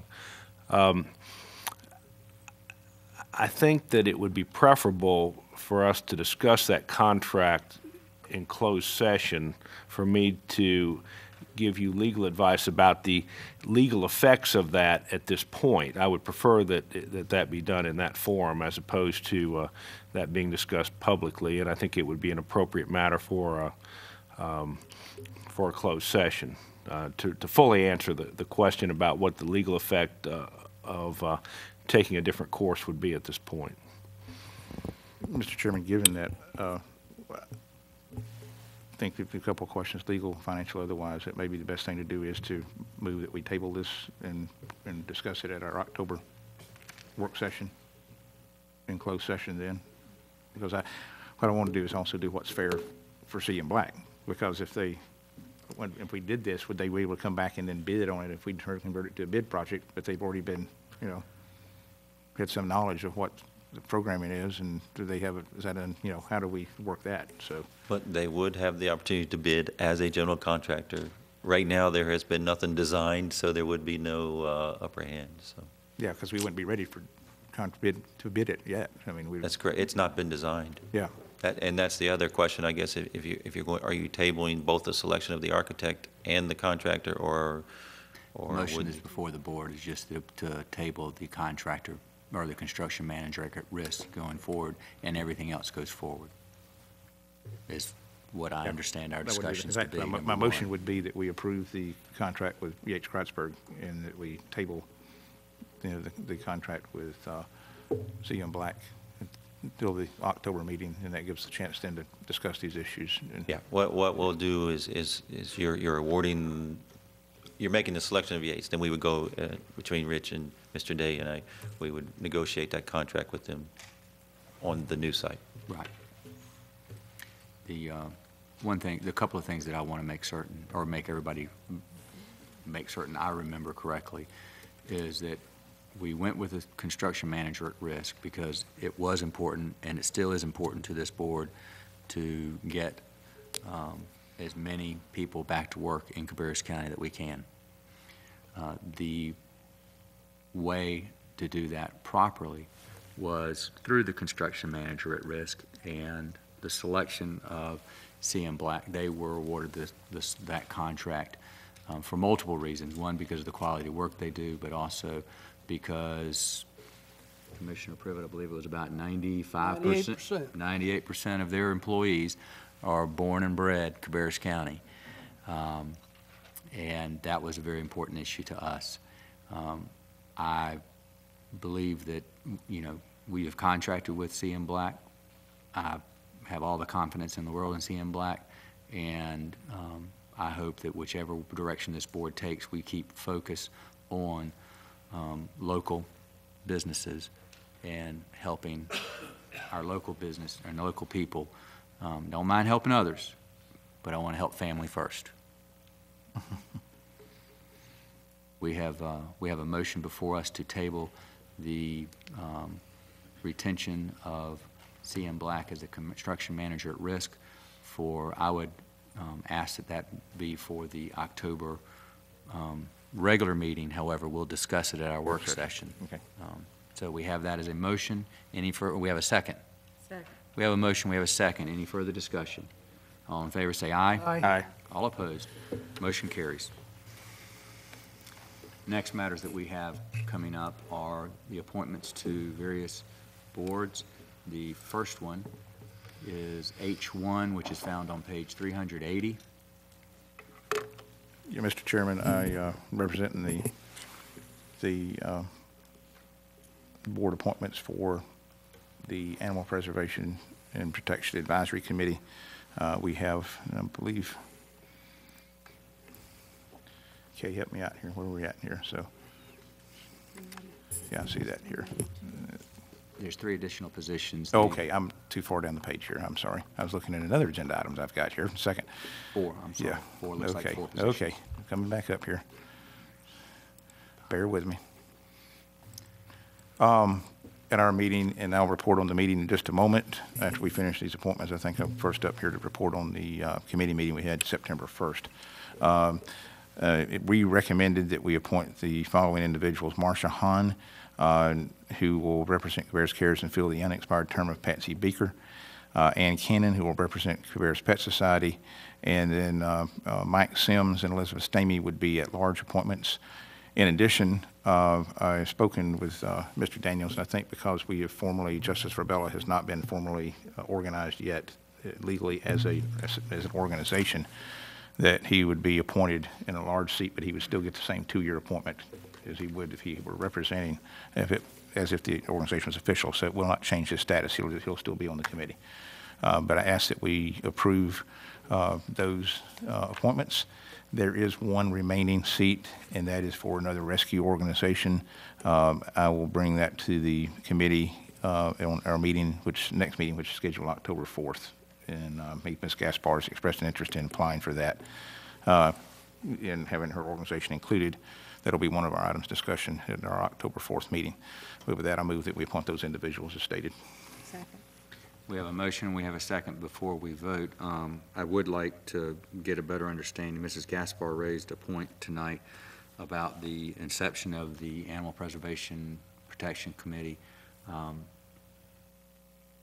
having 17, I believe, positions available. I'd like to, if we can get an answer to that, or Mrs. Honeycutt, if you could help us between now and the October meeting understand that better. And Mrs. Gaspar, I would ask that if you have anything specific would help us get there quicker, that you provide it to Mrs. Honeycutt or myself, and so that we can hunt and peck. But if you've already found it, then we can check on that. So I'd ask that you do that. Second is, I was contacted, and I don't know if everybody was contacted by Mrs. Henderson, has expressed a strong desire to serve, so that that application was provided to us via online on September the 7th, and not to the exclusion of anybody else that's listed here, but I just know that that I have been contacted by her, and I wanted to pass that on to the committee for y'all to look over. And also, I'll add to that, there will be additional openings, I'm sure, in the future on the committee, and there's always places for people to serve. I will tell you that the night that we did provide all the applications to all the members of the committee and a voting sheet, which was passed around, and everyone had a chance to vote for which, who they felt should be on the committee. That's how we came up with the names that we have, the at-large positions. So, but with that, like I said, move that those be approved. And we have a motion and a second. All in favor say aye. Mr. Chairman. Oh, I'm sorry. Commissioner Privet.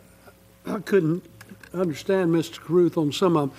Were you saying your motion is to name Marsha Hahn, Ann Cannon, Mike Sims, and Elizabeth Stamey? Liz Stamey, and as well as the, there's one more there. We have Marsha Hahn, Liz Stamey, Ann Cannon, Jeff Daniels. Is that everybody? Mike.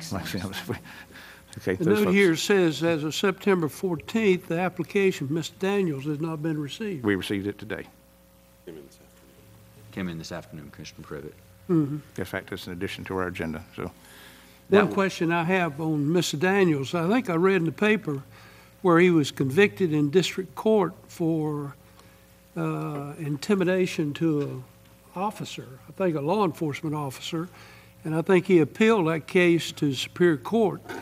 Should we not wait and see the final disposition of that? Because if he's convicted in Superior Court, he may not be able to serve. and I'm not sure if that was a felony or a misdemeanor. Misdemeanor. Misdemeanor, okay. That should not stop him from being able to serve. Okay. Anything else, Commissioner Privet?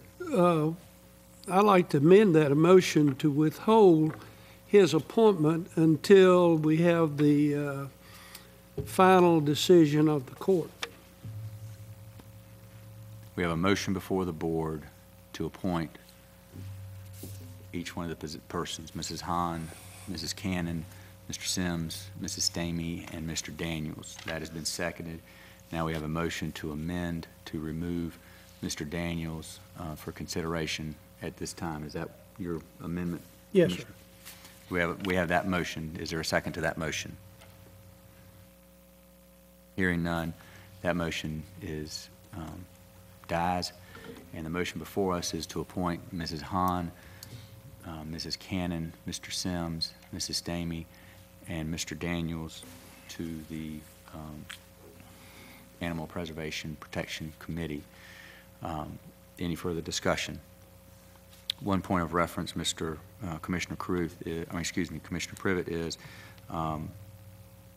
if there is a change in status, then I think that, and that excludes him, then we would have to take appropriate action at that point in time. So that may be something, we need to certainly look at that. But right now, he stands that he has not been convicted since it is appealed de novo, which is of new or starting over. With that, we have a motion, we have a second. All in favor say aye. Aye. All opposed? Aye. Motion carries 4-1. Next matter is appointment to the Criminal Justice Partnership Program.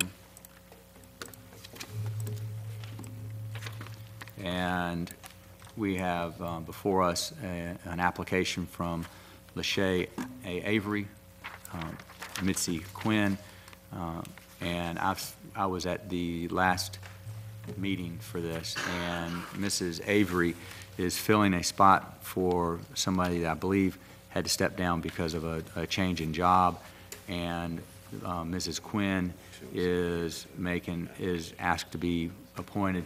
She has taken Mr. David Calloway's position. Mr. Calloway still is in probation parole. However, he has moved from Cabarrus County, I think it's to Stanley County, so that it's taken him outside of this district, and so that's the reason why that she is coming up.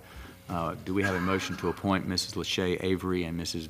Mitzi Quinn to the CJPP Advisory Board to complete unexpired terms ending April 30th, 2013, including exceptions to the appointment policy for Mrs. Avery?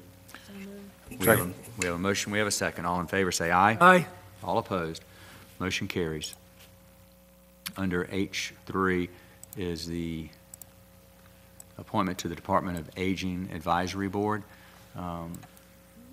We have an application for Mrs. Young and Mrs. Walters to serve on this board with terms ending December 30th, 2010, and then December 31st, 2012, respectively.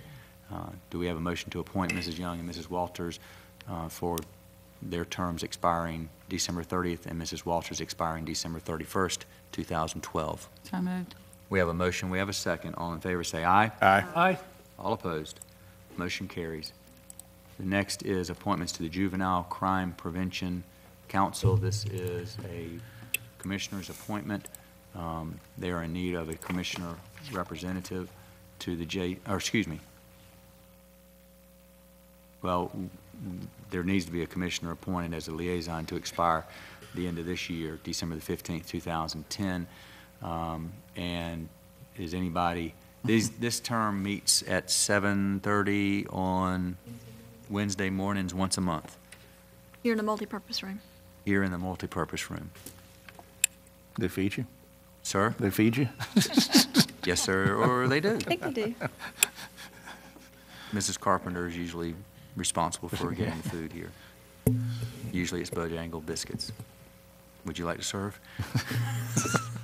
The only problem I've got is that my schedule, especially in the middle of the week, is always very unpredictable, so I don't know whether I can do a Wednesday morning. Of course, it's just through December, so I should be able to do that. If I have to miss a meeting, I may ask if we appoint an alternate as well, or just No. one person? Okay. Just Okay. let us, if you'll let me know, I'll do that. Yeah.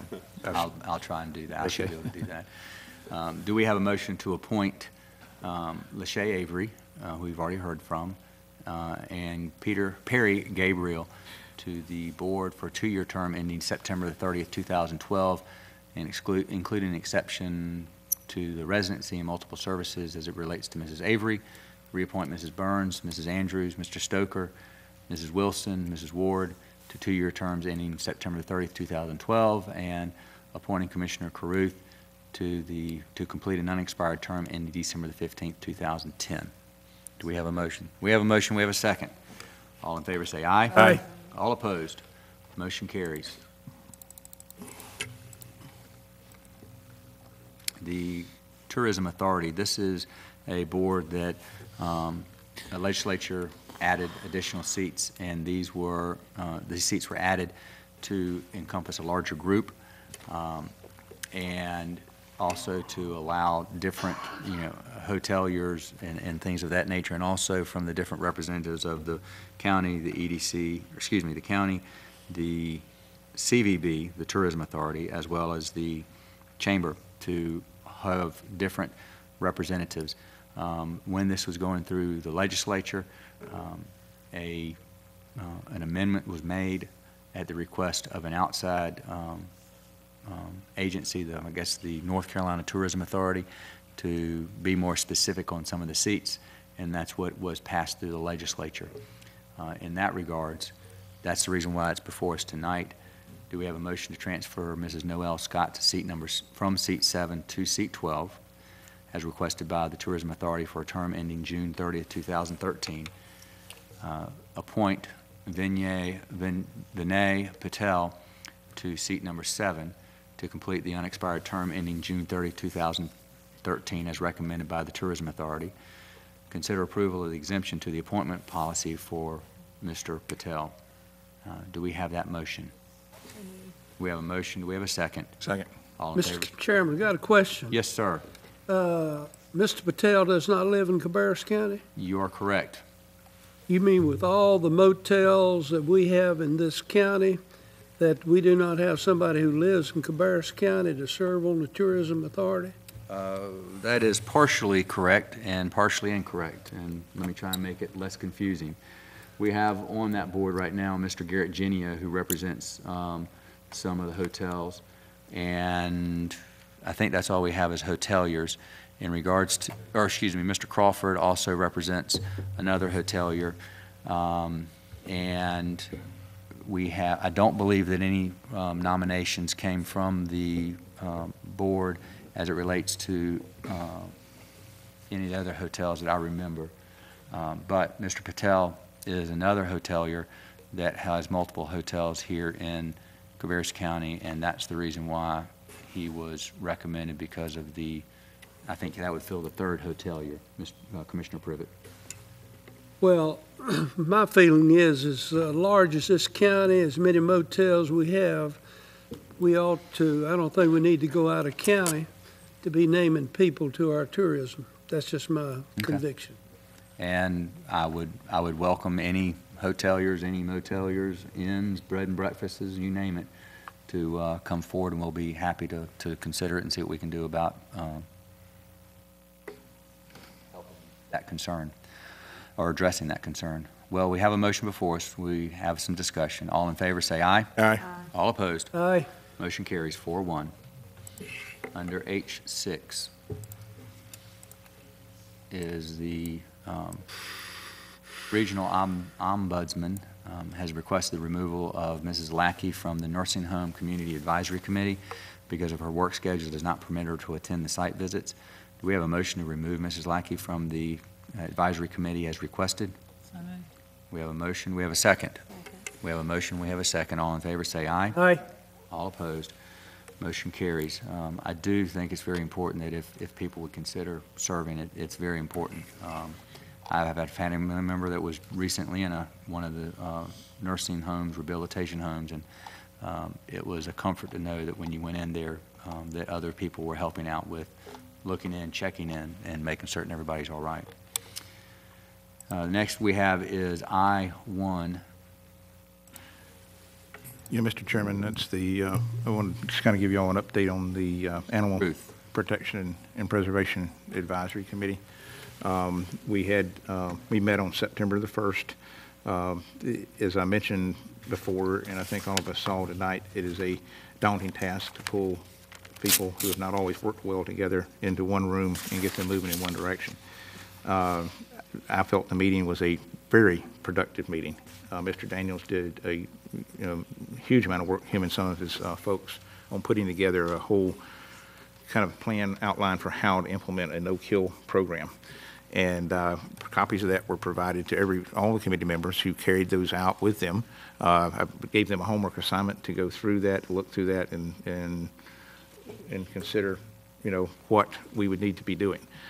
A couple of actions that were taken that night was a recommendation and a unanimous recommendation from the board that the most important piece of that whole program is going to be the hiring of a adoption director that would run the program. We all agreed that none of us have the time as a committee, and management and rule by committee would not be a way to do that. But to have someone that would be hired that would coordinate the program, would implement the steps that need to be implemented for that program. I ask everyone also then to provide me with input back on what would be the scope of that job. And I've received feedback so far from one person on the committee, and we're meeting again actually after our work session on October the 4th. And I hope that work session we're going to be able to hash out what that person, that individual, the scope of that position. Now, the question we've got before us is how do we fund that. And I know that we have had quite a few questions about funding tonight for other things. When I'm looking at it, and I'm using it as an example and parallel, rather than not what we have done with the Arts Council. If you remember, Commissioner Privet, back way long time ago, when we first approved funding for the Arts Council, it was to provide funding for an executive director. And then what's happened since then, that seed money has created what has become a very strong Arts Council here in Cabarrus County. Do we do the same thing with with this? I think that's one thing. I've also been contacted by one of the committee members who's got the concept for creation of a shelter. This shelter would be really unique, and it would be built basically by volunteers. It would not be something that would be publicly funded. It would be funded privately through contributions in the community. The third thing is that we also have looked at, I went over and looked at a facility that was pointed out at the meeting called Foothills Humane Society in Polk County, near Tryon. They have a very strong program there, the way they have lashed up with their animal control. Pretty much they handle all the kennel operations for animal control, so animal control is not involved anyway in sheltering. They just basically do the enforcement and the pickup of any animals out in the community.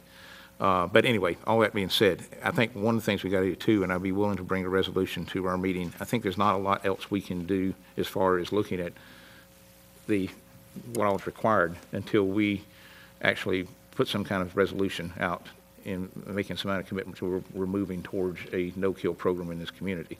So I would like to, if we would draft that up, have that drafted up, and bring that to our meeting on the 4th for us to discuss, and possibly put for action next month, as well as if we could get some idea of how we would, and I really won't know a lot until we create kind of the parameters of the position of what we're looking at as far as what that adoption, what grade level, how long, would that be a permanent county employee, would be somebody that we would fund for a couple of years until we could get grants in place, contributions built up so it reverts over, and so that organization then spins off as a nonprofit.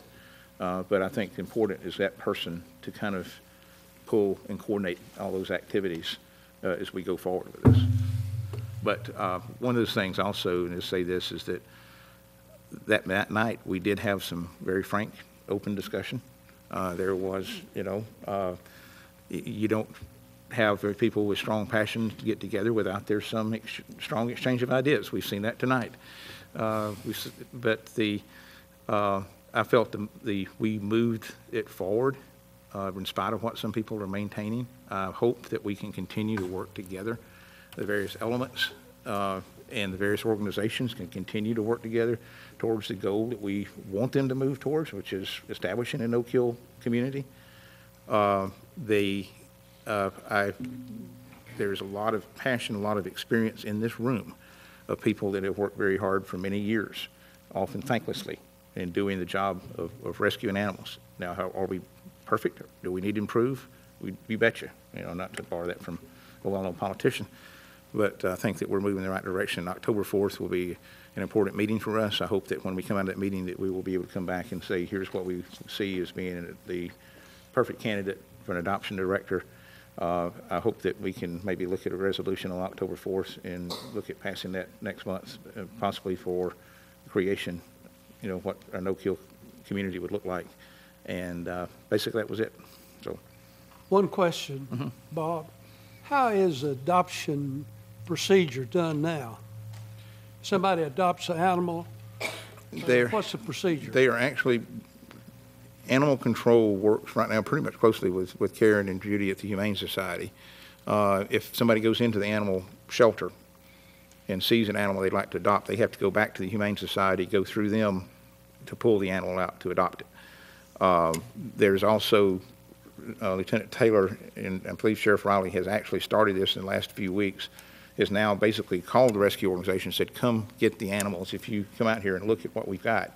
And he has actually placed several of them in some of the rescue organizations in the community. So it's starting to happen. The big issue is that if we have a goal of moving, and really what I pointed out to the committee that night was that we have an animal shelter, and our whole program has been set up pretty much for a county with 100,000 people in it. And what we've got to do is move and kind of transform that to what does that look like when we get 200 or 250,000 people in the county. How would that be run? Can it be run that same way? Like I say, I don't think that you can, just by having the lieutenant over animal control, calling rescue organizations, getting them to come in, is going to be adequate to help reduce the euthanasia rate and get those animals out of the shelter. I think you've got to have, and these principles, and I've looked, dug through the principles of the no-kill program, and there's not a single principle in there that I disagree with. I mean, they're all solid principles for how you do rescue. So it's something I think that we continue to push forward and use those as the basis for how we form the program up. And part of that is the declaration. That's what it's our intent to do that here in this community. My question is, if we have a procedure already in place where animals can be adopted with no problems, why do we have to go and hire somebody to come in and do it?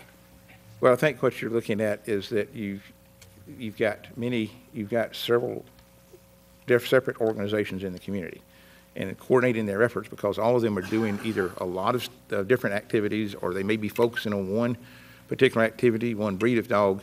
What this does is create a central coordinator that would be able to coordinate the activities of those organizations and work with animal control to get those animals distributed out to the rescue organizations and run the adoption program. Now, I mean, the options, this is just merely one concept, and I hope that the rescue organizations can all work together in creating this community-wide organization, almost like a clearinghouse, so to speak, that works with all the rescue organizations. If we see we can't, then I think we got to look at some other options as steps we would take, at that point in time. The reason I raised the question, my 12 years on this board, I've never had one person to call me and having difficulty of adopting an animal. So that's why I raised the question. Why? I don't know of any problems we've had. Why is it necessary to go hire a full-time employee to do a job where we're not having any problems right now? Well, I think the only problem we've got is it's 80% of the animals that go into animal control are being euthanized. And that's... Say that again. 80% of the animals that are going to animal control are being euthanized. 80% of the animals are being adopted? No, are being euthanized. Oh. At the shelter. And how do you lower that? How do you bring that down? And I think that's what this whole discussion has been about. So. Well, as I said before, I understand the idea of the no-kill. I just want to make certain what is the most humane way to help an animal either to be adopted or one that's not adoptable for whatever reason, because of a health condition, because of their demeanor. How do you deal with those kind of animals? And how do it's not just, I don't know this, but I would assume that when you're talking about animal control, it's any animal that is taken in, because I'd imagine that there are people out there that have many different animals than just dogs and cats. Well, and we got to figure out, when we're talking about no-kill, is what's the most humane way to deal with those animals. And I can tell you that because of technology, we're able to do a lot more now, because we are able to, our shelter goes beyond the bounds of 20 minutes driving to the Humane Society. Our shelter operations now can be coordinated across the country and with other rescue organizations and whole networks. For instance, Labor Day, I took Ben back to college that day. I swapped Ben for a Chihuahua Jack Russell mix that I transported from Dawsonville, Georgia, back to, and ended up in Thomasville the next evening. So I don't know which one's more expensive, but to deal with. But anyway, I know which one. But anyway, there's a whole lot of different aspects of this that, by using the resources we have available today now, we can go in and actually move a lot of the animals out of animal control that would unfortunately had to be euthanized just because there's not room. And part of that will be, I think the biggest thing is the big call that we have to make is in this community are for foster homes and for people to adopt, because that's going to be a key part of this, is getting people to open their homes up for a week, 2 weeks, 3 months, a year, 2 years, 3 years. See Karen holding up three fingers out there. I mean, you don't know how, that, or permanent placement.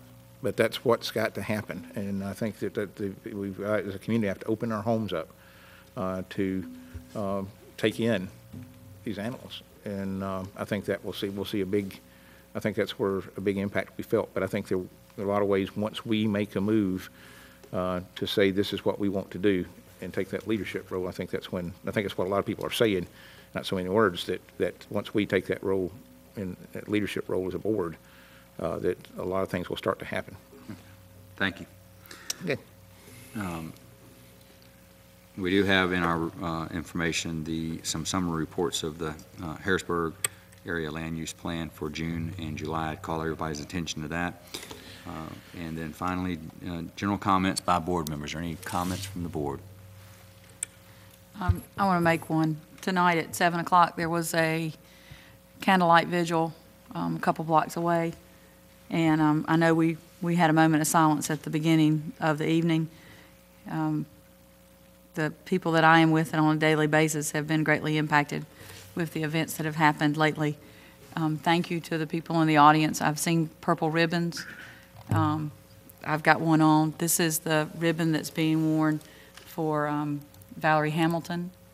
And I have an orange bracelet that I now wear, and this is for Kelly Jo Campbell.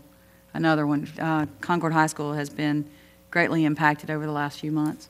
And I just wanted to take a moment to mention that that's the good thing about this community is how we come together and show our support in a time of need. And this is most definitely a time of need in Concord and Cabarrus County. So thank you to everybody that was here tonight and everybody that was at the vigil earlier this evening that we couldn't attend because we were here. So I'm sure that the police chief and his family understand that we were there in spirit if we weren't there in body.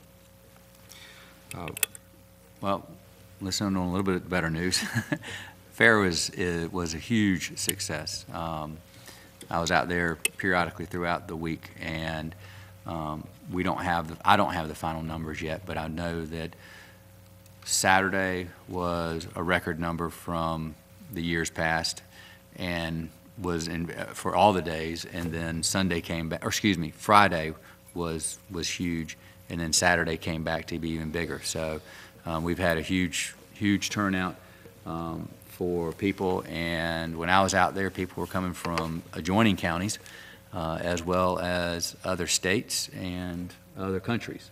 So that, in fact, I had somebody from Stanley come up and thank all that we're doing at the fair, because they had a fair recently and had a very difficult time with their rides, so that they were appreciative to be able to come over. And I said, well, we'll take any amount of money you want to spend over here. Yeah, a lot of folks from South Carolina. Yeah. Amazing. Yeah, South Carolina, Rock Hill, so it was Lancaster. It was really good. So this is the first year that Mrs. Parker took it under her wings for 7 weeks. Mrs. Marianne Cooper did a tremendous job helping her out, and I think there's some new exciting things coming up for next year. So with that, if there's no other discussions, we have a motion. Mrs. Honeycutt. Yes, ma'am. Yes, the Planning and Zoning Manager asked me to ask you all if, give a little special emphasis to a position we have open on the Cabarrus County Planning and Zoning Commission. Okay. With that, we do need board members or people considering to do that. If you go to our website at www.cabarruscounty.us /commissioners/boards and committees .html, we'd ask that you consider those. With that, we have a motion to... One last thing. I know. Because I don't have a chance to embarrass her in closed session since we don't have closed session tonight. So happy birthday to Kay, our clerk to the boards. Her birthday's on Saturday, so happy birthday. Then I'll make a motion to adjourn. We have a motion to adjourn. We have a second. All in favor, say aye. Aye. All opposed. Motion carries 5-0.